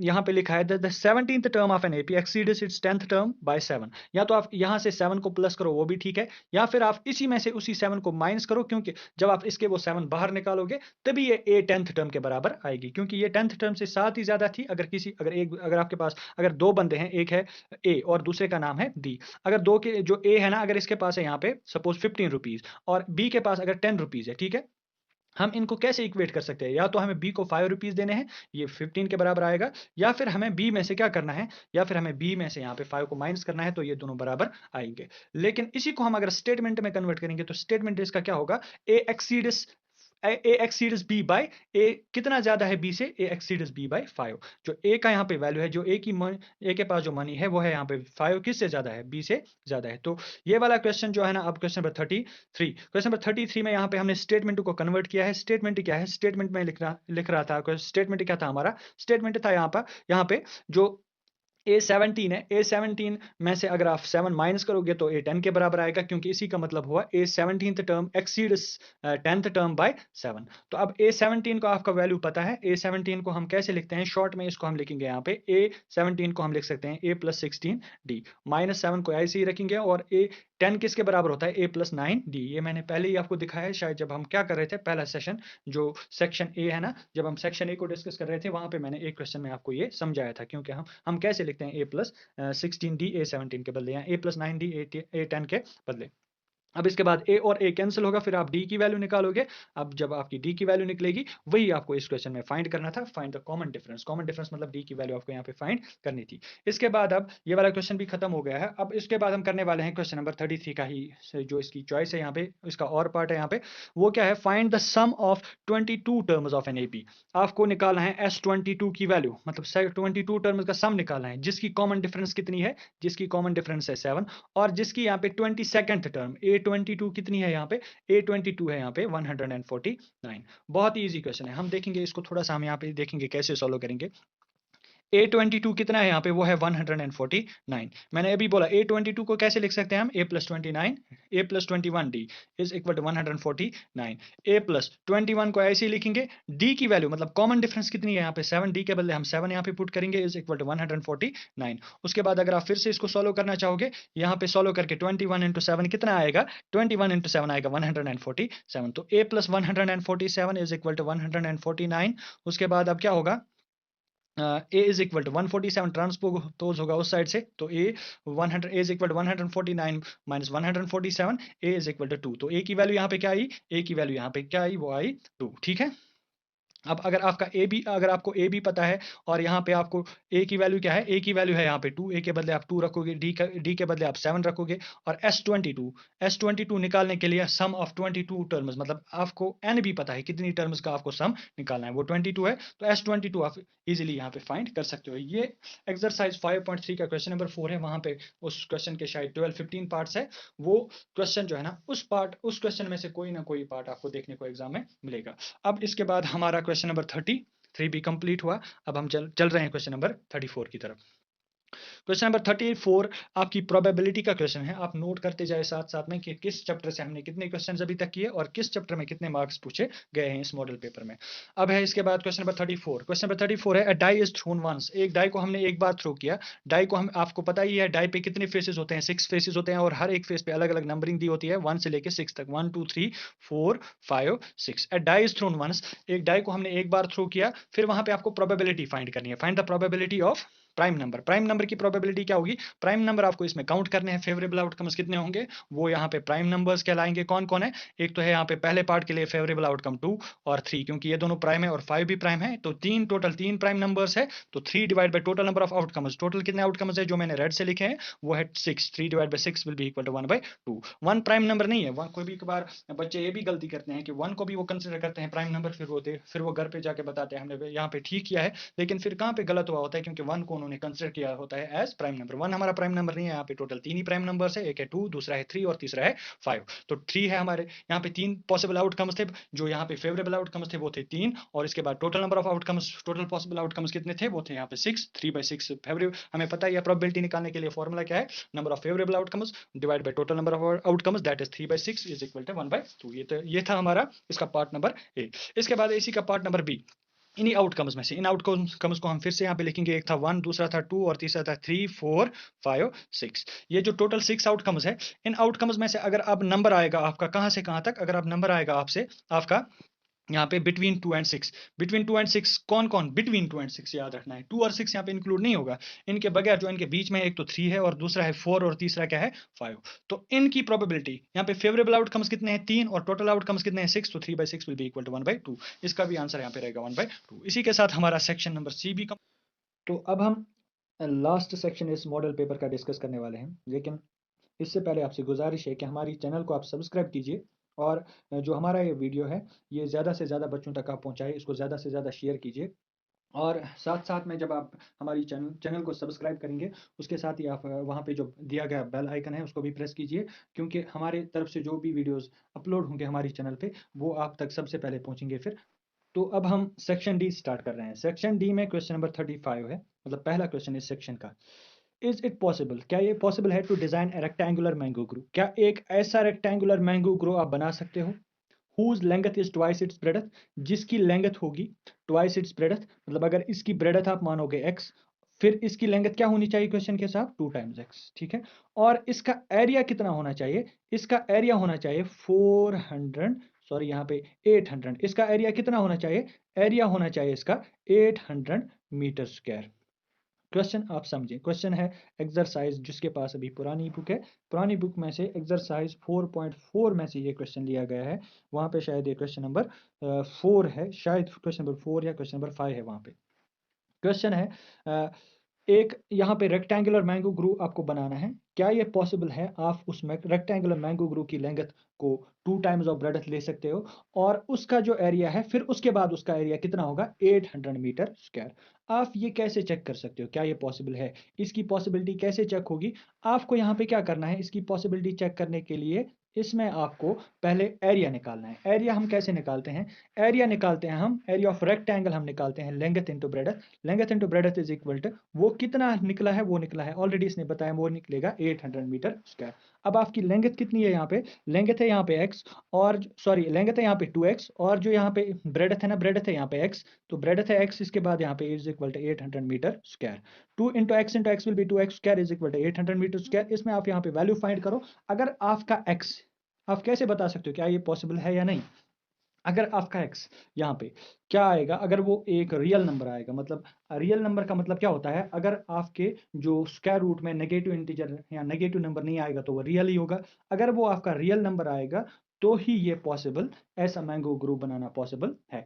अगर ये वाला, अगर अब रियल नहीं आया तो मैंगो ग्रुप पॉसिबल नहीं है, लेकिन ये आपका रियल आएगा। रियल आने के बाद आपको फिर क्वेश्चन में कह रहा है, क्वेश्चन कह रहा है यहाँ पे इफ सो, अगर आपका ये पॉसिबल है, अगर आप ऐसा मैंगो ग्रुप बना सकते हो, तो आपको उसके बाद उस मैंगो ग्रुप की लेंथ फाइंड करनी है और ब्रेडथ फाइंड करनी है। जब आपका यहाँ पे वैल्यू निकलेगा, जो भी आपका x निकलेगा, आपने अब x को माना था किस, आप वीडियो को रिवाइंड भी कर सकते हो, x को हमने माना था breadth of this mango group. अगर आपकी x की वैल्यू यहाँ पे फाइंड होगी, अगर आप x की वैल्यू निकालोगे, उसके बाद आपको 2x भी निकालना, 2x मतलब इसकी लेंथ भी निकलेगी, वहां पे इजिली आप फाइंड कर सकते हो, ठीक है।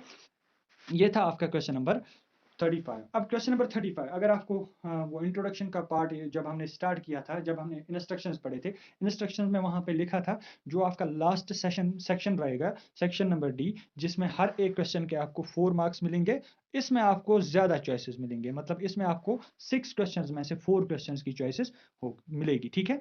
अब इसके बाद जो है ना, पहले ही जो क्वेश्चन नंबर 35 को हमने डिस्कस किया, तो अब हम क्वेश्चन नंबर 35 का और पार्ट करने वाले हैं, जिसमें क्वेश्चन कह रहा है find two consecutive positive integers. दो कंसेक्यूटिव पॉजिटिव इंटीजर्स को हमें फाइंड करना है, the sum of whose squares is 365। Consecutive numbers का के बारे में तो आपको पता ही होगा। कंसेक्यूटिव नंबर्स क्या होते हैं? कंसेक्यूटिव नंबर्स मतलब जो एक दूसरे को फॉलो कर रहे होंगे, मतलब 1 और 2 कंसेक्यूटिव नंबर्स है, 2 एंड 3 कंसेक्यूटिव नंबर्स है, 4 एंड 5 कंसेक्यूटिव नंबर्स है, 6 एंड 7 कंसेक्यूटिव नंबर्स है, 9 एंड 10 कंसेक्यूटिव नंबर्स है। मतलब कोई से भी दो नंबर जो एक दूसरे के सक्सेसर्स प्रेडिसेसर्स होंगे, उनको हम कंसेक्यूटिव नंबर्स कहते हैं, ठीक है। तो क्वेश्चन कह रहा है ऐसे दो कंसेक्यूटिव नंबर्स आपको लेने हैं, हमें पता नहीं है कौन से नंबर्स है, लेकिन ऐसे दो कंसेक्यूटिव नंबर्स आपको लेने हैं जिनके स्क्वायर्स का जो यहाँ पे सम होगा वो किसके बराबर होगा 365 के बराबर। मतलब ऐसे दो कंसेक्यूटिव नंबर्स कौन लेंगे हम? फॉर एग्जांपल हमें पता ही नहीं था कि कौन से दो नंबर्स है, हम एक नंबर को मानेंगे x और दूसरा नंबर क्या होगा फिर इसका कंसेक्यूटिव, मतलब इसका x+1, मतलब एक आपको ऐड करना है, या फिर x-1। अगर एक का मानोगे x, दूसरा आप ले सकते हो x-1। x-1 मतलब उससे उससे पहले वाला, उसका प्रेडिसेसर, ठीक है। अब इनके स्क्वायर्स का सम, इनके स्क्वायर्स का सम किसके बराबर आ रहा है? वो आ रहा है, वो आएगा 365 के बराबर, क्वेश्चन के हिसाब से ही। अब इसको आप इजीली यहाँ पे सॉल्व कर सकते हो। इसको एक्सपेंड करो by using identity a plus b whole square.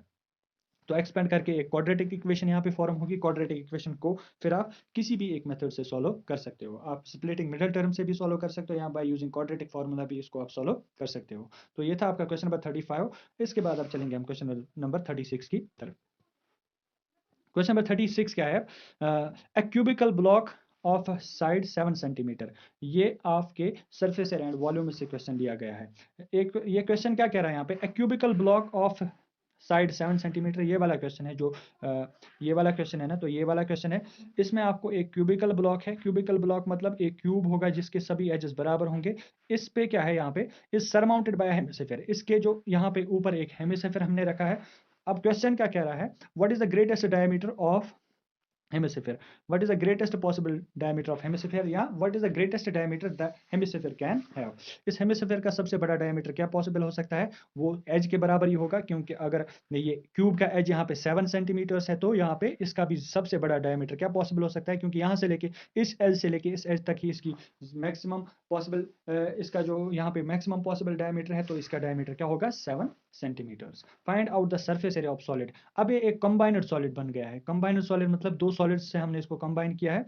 ये एक है यहाँ पे हेमिस्फीयर और दूसरा क्या है? दूसरा है यहाँ पे दूसरा है यहाँ पे क्यूब। अब इस सॉलिड का आप सरफेस एरिया कैसे निकालोगे? वो सरफेस एरिया ये यहाँ पे लेंथी हो जाएगा। अब पहले आपको क्या करना है? पहले आपको यहाँ पे सरफेस एरिया ऑफ क्यूब निकालना है। सरफेस एरिया ऑफ क्यूब के बदले फिर आपको क्या करना है? Surface area of hemisphere add करना है। फिर आपको minus area of the base of hemisphere यहाँ पे करना है। उसकी मदद इस फॉर्मूला के कॉम्बिनेशन से आप यहाँ पे क्वेश्चन नंबर 36 को सॉल्व कर सकते हो, इसका सोल्यूशन निकाल सकते हो। ये था आपका क्वेश्चन नंबर 36। इसके बाद है क्वेश्चन नंबर 36 का ही और पार्ट, इसी से लिया गया है क्वेश्चन, इसी चैप्टर से, चैप्टर नंबर जो आपके पुराने मैथ में शायद चैप्टर नंबर 13 था, सरफेस एरिया एंड वॉल्यूम। शायद अब ये जो आपका रैशनलाइज्ड मैथमेटिक्स है उसमें ये चैप्टर नंबर 12 है। तो अब क्वेश्चन नंबर 36 का हम और पार्ट करने वाले हैं। क्वेश्चन नंबर 36 का और पार्ट है, a solid is in the shape of cone standing on the hemisphere. एक सॉलिड किस शेप में है? कून की शेप में है। जो किस पे रखा है हमने? किस पे रखा है? जो हमने एक हेमिस्फीयर पे रखा है। With both there radii being equal, 1 centimetre. दोनों की रेडियस क्या है? स्फीयर की भी यहाँ पे, हेमिस्फीयर की भी रेडियस है 1 सेंटीमीटर और कून की भी रेडियस यहाँ पे 1 सेंटीमीटर है। And the height of cone is equal to its radius. जो हाइट ऑफ कून है वो रेडियस के बराबर है, that means height of cone will be 1 centimetre. Find the volume in terms of pi. अब वॉल्यूम निकालना है। एक कंबाइंड सॉलिड फिर से बना है, यहाँ पे दो सॉलिड्स की मदद से हमने इसको बनाया है। एक तो है हेमिस्फीयर और दूसरा है कून। दोनों का यहाँ पे हम सरफेस, दोनों का वॉल्यूम हम यहाँ पे फाइंड करेंगे। एक तो हमें वॉल्यूम ऑफ कून फाइंड करना है, प्लस हम करेंगे वॉल्यूम ऑफ हेमिस्फीयर। दोनों का वॉल्यूम हम फिर यहाँ पे ऐड करेंगे, लेकिन यहाँ पे हमें पाई की वैल्यू को चेंज नहीं करना है। पाई को हम रखेंगे एज इट इज पाई, उसके बदले हम 22/7 पुट नहीं करेंगे। यहाँ 3.14 वैल्यू हम वहाँ पे सब्स्टिट्यूट नहीं करेंगे, वहाँ पे हम रखेंगे pi. In terms of pi ही वॉल्यूम निकालेंगे। तो इजी क्वेश्चन है, इसको भी यहाँ पे सॉल्व नहीं कर सकते, थोड़ा सा ओवरव्यू हमने इसका भी लिया। ये क्वेश्चन आपका सरफेस एरिया एंड वॉल्यूम से था। तो अब क्वेश्चन नंबर 37 हम करने वाले हैं। क्वेश्चन नंबर 37 आपकी ट्रिग्नोमेट्री से लिया गया है। ट्रिग्नोमेट्री का जो चैप्टर नंबर 9 है वहाँ पे एप्लीकेशन ऑफ ट्रिग्नोमेट्री वहाँ से लिया गया है। ये क्वेश्चन जो है ना, ये क्वेश्चन बहुत ही इंपॉर्टेंट क्वेश्चन है क्योंकि बहुत बार इसको एग्जाम में पूछा गया है। जो ये क्वेश्चन है ना, जब आपका जो मैथमेटिक्स था ना 2021 से पहले, उस मैथमेटिक्स में जो ये क्वेश्चन बहुत ही ज़्यादा इंपॉर्टेंट माना जाता था क्योंकि ये एक ऐसा क्वेश्चन था जिसमें आपको एंगल ऑफ डिप्रेशन के बारे में, जिसमें एंगल ऑफ डिप्रेशन की बात हो रही थी।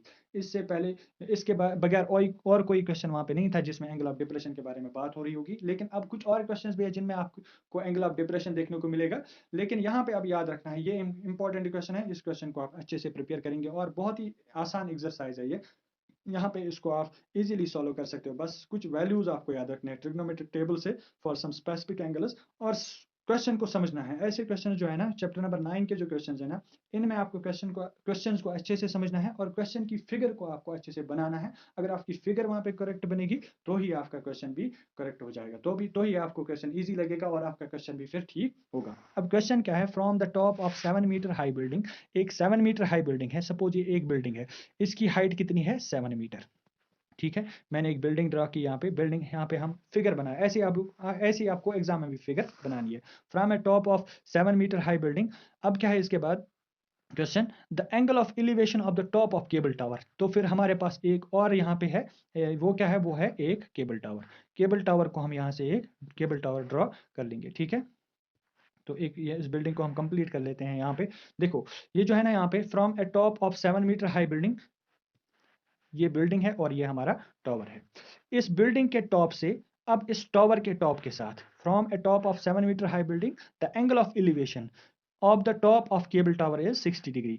इस बिल्डिंग के टॉप से जो है ना, इस टावर के टॉप के साथ यहाँ पे एंगल ऑफ एलिवेशन कितना बन रहा है, वो बन रहा है 60 डिग्री। उसके बाद क्या है, and the angle of depression of it is foot is 45। और जो यहाँ पे एंगल ऑफ डिप्रेशन है ना, इस फुट के साथ जो एंगल बनेगा यहाँ पे, वो बनेगा 45 डिग्री। ठीक है, तो एंगल ऑफ एलिवेशन भी पता है, एंगल ऑफ डिप्रेशन भी पता है। इस फिगर को हम यहाँ पे कंप्लीट करेंगे। कंप्लीट करने के बाद अब फिगर, यहाँ पे फिगर की मदद से थोड़ा सा मैं ओवरव्यू दूंगा इस क्वेश्चन का, कैसे करना है इस क्वेश्चन को आपको यहाँ पे सॉल्व।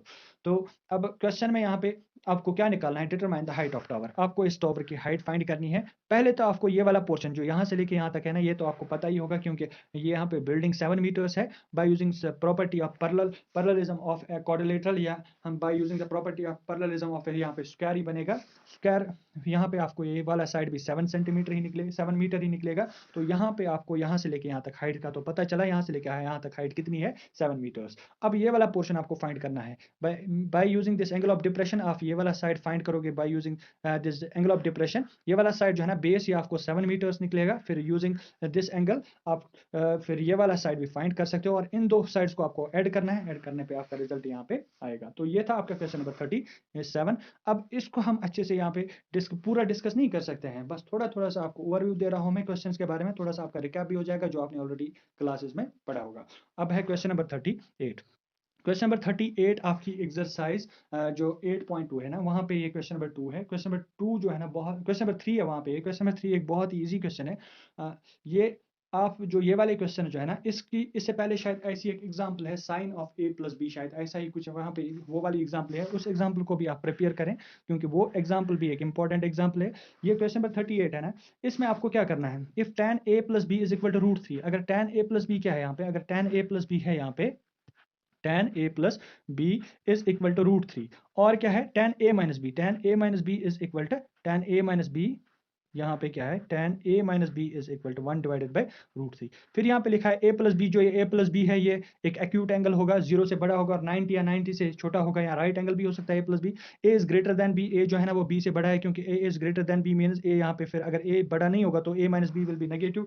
तो नेगेटिव यहाँ पे एंगल नहीं हो सकता, उसका हम यहाँ पे अभी ट्रिग्नोमेट्रिक वैल्यू नहीं निकाल सकते हैं। उसके बाद आपको फाइंड a एंड b करना है। ठीक है, अब क्या करेंगे हम यहाँ पे, देखो tan a प्लस बी जो है ना, tan a प्लस बी यहाँ पे कितना है, tan a plus b is equal to √3, tan a plus b is equal to √3। ठीक है, हमें पता है tan की वैल्यू √3 का किस पे होती है, किस एंगल पे √3 होता है एंगल का, यहाँ पे tan का वैल्यू वो होता है tan 60 पे, किस एंगल पे, tan 60 पे। फिर आप बाय इमेजिनेशन से ये tan और tan, क्योंकि अभी आपने इनवर्स ट्रिग्नोमेट्रिक फंक्शंस नहीं पढ़े हैं, तो tan और tan यहाँ पे कैंसिल होंगे। फिर यहाँ पे क्या बचेगा, a plus b will be equal to 60 degree. तो अब ये वाली पहली आपकी लीनियर इक्वेशन आ रही है। ऐसी ही जो आपकी दूसरी लीनियर इक्वेशन बनेगी वो बनेगी a minus b is equal to 60 degree.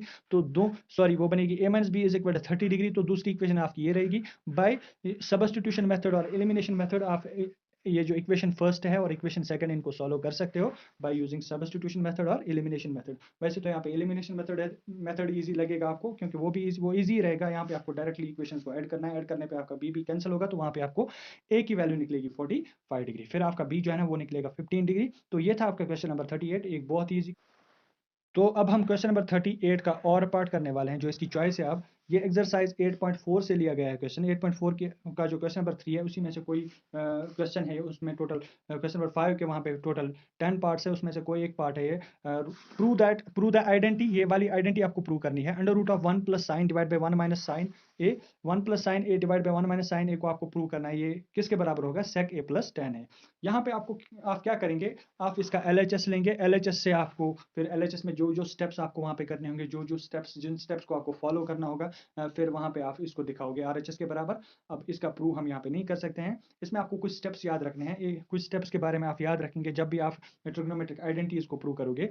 सबसे पहले अगर आप वहाँ पे कोई भी स्क्वायर वाला ट्रिग्नोमेट्रिक रेशो देखोगे, मतलब ऐसे, या अगर आप देखोगे साइन, हम देखेंगे यहाँ पे, या तो अगर आपका वहाँ पे साइन स्क्वायर होगा तो साइन स्क्वायर आपको वो 3 आइडेंटिटीज के बारे में पता ही होगा, बेसिक आइडेंटिटीज जो है ना, sine square A plus cos square A is equal to 1। इसके बाद है 1 plus tan square A is equal to sec square A. इसके बाद है और third equation is 1 cot square A plus 1 cot square A plus 1 is equal to cosec square A. इन 3 identities के बारे में आपको पता होना चाहिए। ये 3 आइडेंटिटीज अगर आपको पता होंगी तो अगर आपके क्वेश्चंस में फिर क्या होगा, अगर आपके क्वेश्चन में यहाँ पे होगा सपोज आपका अगर साइन ए वहां पे दिया होगा, साइन स्क्वायर ए दिया होगा, तो आप इनमें से ये वाली आइडेंटिटी यूज करोगे। अगर आपको वहां पे कॉस स्क्वायर ए दिया होगा तो यही वाली आइडेंटिटी यूज होगी। अगर आपके क्वेश्चन में वहां पे आइडेंटिटी में tan स्क्वायर ए होगा तो आप ये वाली आइडेंटिटी यूज करोगे। या अगर सेक स्क्वायर ए होगा तो ये दूसरी आइडेंटिटी यूज होगी। या फिर अगर वहां पे क्या होगा, अगर वहां पे आपका कोसेक स्क्वायर दिया होगा, कोसेक स्क्वायर अगर दिया होगा तो थर्ड इक्वेशन यूज होगी। अगर कॉट स्क्वायर दिया होगा तो थर्ड आइडेंटिटी यूज होगी। तो अगर पहले स्क्वायर्स की फॉर्म में ट्रिग्नोमेट्रिक रेशोज दिया होंगे तो पहले आप यही वाली आइडेंटिटीज यूज किया करेंगे। जो आइडेंटिटी वहां पे यूज होगी उसी आइडेंटिटी को आपको यूज करना है। लेकिन अगर आप स्क्वायर्स की फॉर्म में नहीं दिया होगा, अब अगर वहां पे टैन में लिखा होगा या कॉट में लिखा होगा, कोई आइडेंटिटी दी होगी टैन में या कॉट में दी होगी, या कोई आइडेंटिटी दी होगी कोसेक में, जिसका ट्रिग्नोमेट्रिक रेशो, जिसमें ट्रिग्नोमेट्रिक रेशो कोसेक होगा, या सेक ट्रिग्नोमेट्रिक रेशो अगर किसी में होगा, तो उसको अगर आपको प्रूव करना है, पहले आप टैन, कॉट या कोसेक या सेक जो भी होंगे ना, उनको आप साइन और कॉस में कन्वर्ट करोगे। हमें पता ही है जो टैन होता है ना, टैन किसके बराबर होगा, टैन होता है, टैन किसके बराबर होता है, टैन होता है sine divided by cos, sine divided by cos. ऐसे ही कॉट होता है किसके बराबर, cos divided by sine, cos divided by, पहले आप टैन को इस फॉर्म में चेंज करोगे साइन कॉस फॉर्म में, या ऐसे ही कॉट को भी साइन और कॉस की फॉर्म में चेंज करोगे। कोसेक का आपको पता ही है, cosec is equal to 1 divided by sine है, तो इसको भी आप ऐसे चेंज कर सकते हो इन टर्म्स ऑफ साइन और कॉस। कोसेक, सेक भी आपको पता है, सेक किसके बराबर होता है, 1 डिवाइड बाय कॉस, तो इसको भी आप 1 बाय कॉस की फॉर्म में चेंज कर सकते हो। अगर कोई भी ट्रिग्नोमेट्रिक रेशो जो ग्रीन में लिखे हैं मैंने, अगर ये होंगे वहां पे, पहले इनको आप साइन या कॉस में चेंज करोगे। साइन और कॉस को चेंज, जब साइन और कॉस में आप ट्रिग्नोमेट्रिक रेशोज को चेंज करोगे, फिर उसके बाद आप इन क्वेश्चंस को सॉल्व करोगे। लेकिन अगर वहां से अब क्वेश्चन किस में होगा, साइन और कॉस में, तो या तो यहाँ पे आपको रैशनलाइजेशन करनी पड़ेगी, या फिर आपको खुद से कुछ डिवाइड करना पड़ेगा, ऐड करना पड़ेगा, मल्टीप्लाई करना पड़ेगा। तो ऐसे ये आइडेंटिटीज प्रूव होते हैं। आइडेंटिटीज कोई मुश्किल नहीं है, बस आपने इनको मुश्किल बना के रखा है। आप जब आप आइडेंटिटीज को देखते हो ना, तो आइडेंटिटीज को देखने से ही आपको डर लगता है कि अब ये हमसे सॉल्व होगी या नहीं। ये बहुत ही ईजी आइडेंटिटीज होते हैं, बस कुछ स्टेप्स को आपको याद रखना है, एक प्रोसीजर को आपको याद रखना है। वो प्रोसीजर फॉलो करने के बाद हर एक आइडेंटिटी को आप सॉल्व कर सकते हो, प्रूव कर सकते हो यहाँ पे। ठीक है, इसके बाद है आप क्वेश्चन नंबर 39। क्वेश्चन नंबर 39 अब है यहाँ पे, state and prove basic proportionality theorem. Basic proportionality theorem का दूसरा नाम क्या है, थेलस थ्योरम। तो थेलस थ्योरम को आपको यहाँ पे प्रूव करना है। ये मैंने पहले ही बताया था, जो थेलस थ्योरम और इसका जो कन्वर्स है, कन्वर्स ऑफ थेलस थ्योरम का नाम है बेसिक प्रोपोर्शनलिटी थ्योरम। इनको आपको अच्छे से पढ़ के जाना है, क्योंकि इन दो थ्योरम्स में से आपको एक ना एक थ्योरम एग्जाम में देखने को मिलेगी। State and prove basic proportionality theorem. आपको याद करना है इसका स्टेटमेंट भी, कभी कभार वहाँ पे स्टेटमेंट भी आता है। अगर स्टेटमेंट आए तो आप स्टेटमेंट फिर जब आपको स्टेटमेंट याद ही नहीं होता है तो आप स्टेटमेंट को देखे बगैर ही वहाँ पे कहते हो फिर ये क्वेश्चन आउट ऑफ सिलेबस या फिर ये क्वेश्चन हमने पढ़ा ही नहीं है। तो ये वाला क्वेश्चन जो है ना थेल्स थ्योरम और बेसिक प्रोपोर्शनलिटी थ्योरम जिसको हम कहते हैं, इसका स्टेटमेंट आपको याद होना चाहिए। स्टेटमेंट याद होने के बाद आप अगर इसका वहाँ पे स्टेटमेंट भी आएगा वो भी ठीक है, लेकिन अगर इस फॉर्म में आएगा state and prove basic proportionality theorem तो आप पहले स्टेटमेंट लिखोगे, स्टेटमेंट के बाद आप फिर थेल्स थ्योरम को यहाँ पे प्रूव करोगे। तो ये था आपका क्वेश्चन नंबर 39। अब 39 का यहाँ पे और पार्ट है, the diagonals of quadrilateral ABCD intersect each other at. ये है आपका एक्सरसाइज 6.2 का क्वेश्चन। अब क्वेश्चन कह रहा है एक ट्रेपीजियम है, इस ट्रेपीजियम के डायगोनल जो है ना वो कहाँ पे इंटरसेक्ट हो रहे हैं, वो पॉइंट O पे इंटरसेक्ट हो रहे हैं। आपको क्या करना है, अच्छा यहाँ पे ट्रेपीजियम नहीं है, सॉरी, यहाँ पे है द डायगोनल्स ऑफ क्वाड्रिलेटरल। एक क्वाड्रिलेटरल है, क्वाड्रिलेटरल के जो डायगोनल्स है ना वो पॉइंट O पे इंटरसेक्ट हो रहे हैं। आपको प्रूव करना है ये क्वाड्रिलेटरल यहाँ पे क्या होगा, ये यहाँ पे एक ट्रेपीजियम होगा। उसके लिए एक रिलेशन इसने दी है, जो ये ABCD अगर इसका हम यहाँ पे नाम रखेंगे, जो OA डिवाइडेड बाई यहाँ पे क्या है, जो OA डिवाइडेड बाई हम यहाँ पे वेट पहले जो यहाँ पे ये OA है ना, OA divided by OB is equal to OC divided by OD। तो ये जो है ना ये आपको यहाँ पे पता है, इनका रेशो आपको पता है। रेशो यूज करने के बाद फिर वहाँ पे आप देखोगे ये शायद एक्सरसाइज जो है ना 6.2 उसके लास्ट जो क्वेश्चन हैं उन्हीं में से शायद लास्ट वाला क्वेश्चन ये वाला क्वेश्चन है। तो इसमें आपको कुछ कंस्ट्रक्शन करनी पड़ती है, फिर यहाँ पे आप एक पैरेलल लाइन ड्रॉ करोगे by using basic proportionality theorem और कन्वर्स ऑफ दैट थ्योरम, वो आप इस क्वेश्चन को यहाँ पे सॉल्व कर सकते हैं। मॉडल पेपर का एक लास्ट क्वेश्चन अब रह गया है जो आपकी स्टैटिस्टिक्स से लिया गया है, जो आपका स्टैटिस्टिक्स वाला पोर्शन है, जो लास्ट चैप्टर है आपका चैप्टर का शायद। तो अब हम क्वेश्चन नंबर 40 करने वाले हैं, हमारे मॉडल पेपर का लास्ट। तो अब हम क्वेश्चन नंबर 40 करने वाले हैं, जो हमारा मॉडल पेपर है उसका एक लास्ट क्वेश्चन हमारा यहाँ पे रह गया है। इस क्वेश्चन को हम यहाँ पे सॉल्व करेंगे, इसको थोड़ा सा डिस्कस भी कर लेंगे हम। लेकिन आपको याद रखना है पहले, ये क्वेश्चन जो है ना ये आपके स्टैटिस्टिक्स से लिया गया है, और जो स्टैटिस्टिक्स वाला पोर्शन है ना, ये एक चैप्टर है आपके मैथमेटिक्स में, इसमें से आपको 4 नंबर्स का 4 मार्क्स का एक क्वेश्चन देखने को मिलेगा जरूर और जरूर, क्योंकि इसमें से आपको हमेशा 4 ही नंबर्स का क्वेश्चन देखने को मिलता है। तो स्टैटिस्टिक्स में आपको 3 चीज़ें यहाँ पे याद रखनी है। वहाँ पे आपको आना चाहिए ग्रुप डेटा का हम मीन कैसे निकालते हैं, और ग्रुप डेटा का मोड कैसे निकालते हैं, और ग्रुप डेटा का यहाँ पे मीडियन कैसे निकालते हैं। इनमें से आपको एक ही एग्जाम में आएगा, या तो मीन निकालना होगा या फिर ग्रुप डेटा में आपको निकालना होगा मोड या फिर मीडियन निकालना होगा। आपको कभी भी ऐसा क्वेश्चन नहीं आएगा कि आप तीनों निकालो, मोड भी निकालो, मीन भी निकालो और मीडियन भी निकालो। लेकिन याद रखना है जो पहला मीन है ना, मीन के लिए आपके पास 3 मेथड्स है, वहाँ पे डायरेक्ट मेथड है, स्टेप डिविएशन मेथड है, और वहाँ पे है एज्यूमिंग मीन मेथड। उनमें से कोई मेथड वो वहाँ पे एग्जामिनर डाल सकता है, वहाँ पे कोई भी मेथड हो सकता है। अगर आपको वहाँ पे डायरेक्ट मेथड आएगा तो आप डायरेक्ट मेथड से उसको सॉल्व कर सकते हो। अगर आपको वहाँ पे स्टेप डिविएशन मेथड आएगा तो आपको उसी मेथड से सॉल्व करना पड़ेगा। अगर आप वहाँ पे अगर वहाँ पे एज्यूमिंग मीन मेथड आएगा तो आपको वही वाला मेथड वहाँ पे अप्लाई करना पड़ेगा। अगर वहाँ पे अब नहीं लिखा होगा कि किस मेथड से आपको मीन निकालना है तो आप कोई सा भी इनमें से मेथड यूज कर सकते हो। अब क्वेश्चन नंबर 40 में क्या है, द डिस्ट्रीब्यूशन गिवन बिलो। जो ये distribution below gives the weight of 3 students नहीं है, क्योंकि अगर आप इन नंबर ऑफ स्टूडेंट्स को यहाँ पे ऐड करोगे, यहाँ पे 30 है तो यहाँ पे 3 नहीं है, यहाँ पे ये 30 है। ठीक है, the distribution given below gives the weights of 30 students of a class. ये 30 स्टूडेंट्स ऑफ क्लास का वेट यहाँ पे दे रहा है, मतलब 45 से लेके जिन स्टूडेंट्स का वेट क्लास में 40 से लेके 45 तक है वो 2 स्टूडेंट्स हैं। ऐसे स्टूडेंट्स हमारे पास 3 है जिनका वेट 45 से लेके 50 तक है, और ऐसे स्टूडेंट्स हैं हमारे पास 8 जिनका वेट है 50 से 55 तक। ऐसे 6 स्टूडेंट्स हैं जिनका वेट है 55 से 60 तक। 60 से 65 तक 6 स्टूडेंट्स का वेट है। 65 से 70 तक 3 स्टूडेंट्स का वेट है। 70 से 75 तक 2 स्टूडेंट्स का वेट है। ठीक है, तो ये डिस्ट्रीब्यूशन टेबल आपका यहाँ पे है। यहाँ पे क्या था, यहाँ पे ये 30 स्टूडेंट्स था। ठीक है, अब आपको क्या निकालना है, find the median of weight of the students. यहाँ पे आपको निकालना है फिर इसका median. Median of group data हम कैसे निकालते हैं, उसके लिए एक टेबल आपको बनाना पड़ेगा। पहले आप यहाँ पे डेटा इंटरवल्स लिखोगे, जो आपका डेटा रहेगा यहाँ पे 40 से लेके 45 तक, ऐसा ही कुछ 45 से लेके 50 तक, ऐसा ही फिर ऐसे ही आपको लिखना है 50 से लेके 55 तक, ये डेटा आपको लिखना है। डेटा के बाद आपको यहाँ पे क्या करना है, फिर आपको फ्रीक्वेंसी का एक कॉलम बनाना है। फ्रीक्वेंसी कॉलम बनाने के बाद फ्रीक्वेंसीज को आप यहाँ पे मेंशन करोगे, जितनी भी फ्रीक्वेंसीज वहाँ पे दी है। फिर आपको यहाँ पे एक CF वाला कॉलम, क्युमुलेटिव फ्रीक्वेंसी वाला कॉलम बनाना है। क्युमुलेटिव फ्रीक्वेंसी ये आपको मीडियन में बनाना पड़ेगा, और ये आपको क्युमुलेटिव फ्रीक्वेंसी का कॉलम सिर्फ मीडियन के लिए आपको बनाना पड़ता है। यहाँ पे क्युमुलेटिव फ्रीक्वेंसी आपने ऑलरेडी पढ़ा ही होगा, वो हम यहाँ पे डिस्कस नहीं कर सकते हैं क्योंकि अब क्लास ऑलरेडी 2 घंटे से ज़्यादा हो गया है। अब हम इसको यहाँ पे क्विट करने वाले हैं। तो अब जो क्युमुलेटिव फ्रीक्वेंसी है ना, क्युमुलेटिव फ्रीक्वेंसी आप यहाँ पे फाइंड करोगे, उसके बाद जो भी मीडियन की वहाँ पे आपकी फॉर्मूला है, उस फॉर्मूला का यूज़ करके फिर इसका आप वैल्यू निकाल सकते हो। इस टेबल का ये डेटा जो है ना यहाँ पे, इस डेटा का मीडियन क्या हो सकता है। तो इसी के साथ जो हमारा मॉडल पेपर है वो अब कंप्लीट हो गया है। हमने पूरे अब मॉडल पेपर को डिस्कस कर लिया है। अगर अभी भी आपको कहीं पे कोई कन्फ्यूजन रहा है तो आप कमेंट बॉक्स में हमें कमेंट करके बता सकते हो कि आपका जो कन्फ्यूजन है हम कहाँ पे दूर नहीं कर पाए, हम उसको दूर करने की कोशिश करेंगे। लेकिन आप मेहनत अपनी कंटिन्यू रखिए। Best of luck for your exams. और साथ साथ में हमारे वीडियोस को शेयर भी कीजिए, हमारी चैनल को सब्सक्राइब भी कीजिए। और जो हमारा यहाँ पे आपका अगर आपको हमारा कंटेंट पसंद आ रहा है तो हम आपके लिए कुछ और वीडियोस भी बना के लाएंगे। उसके लिए आप कमेंट्स करते रहिए।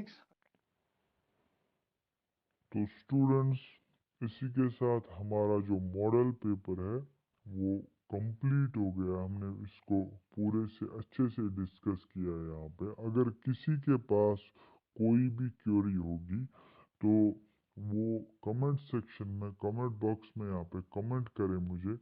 जहाँ पे भी किसी को कोई कमी लगेगी या जहाँ पे भी किसी को कोई कंफ्यूजन लगेगा वो कमेंट सेक्शन में पूछेगा।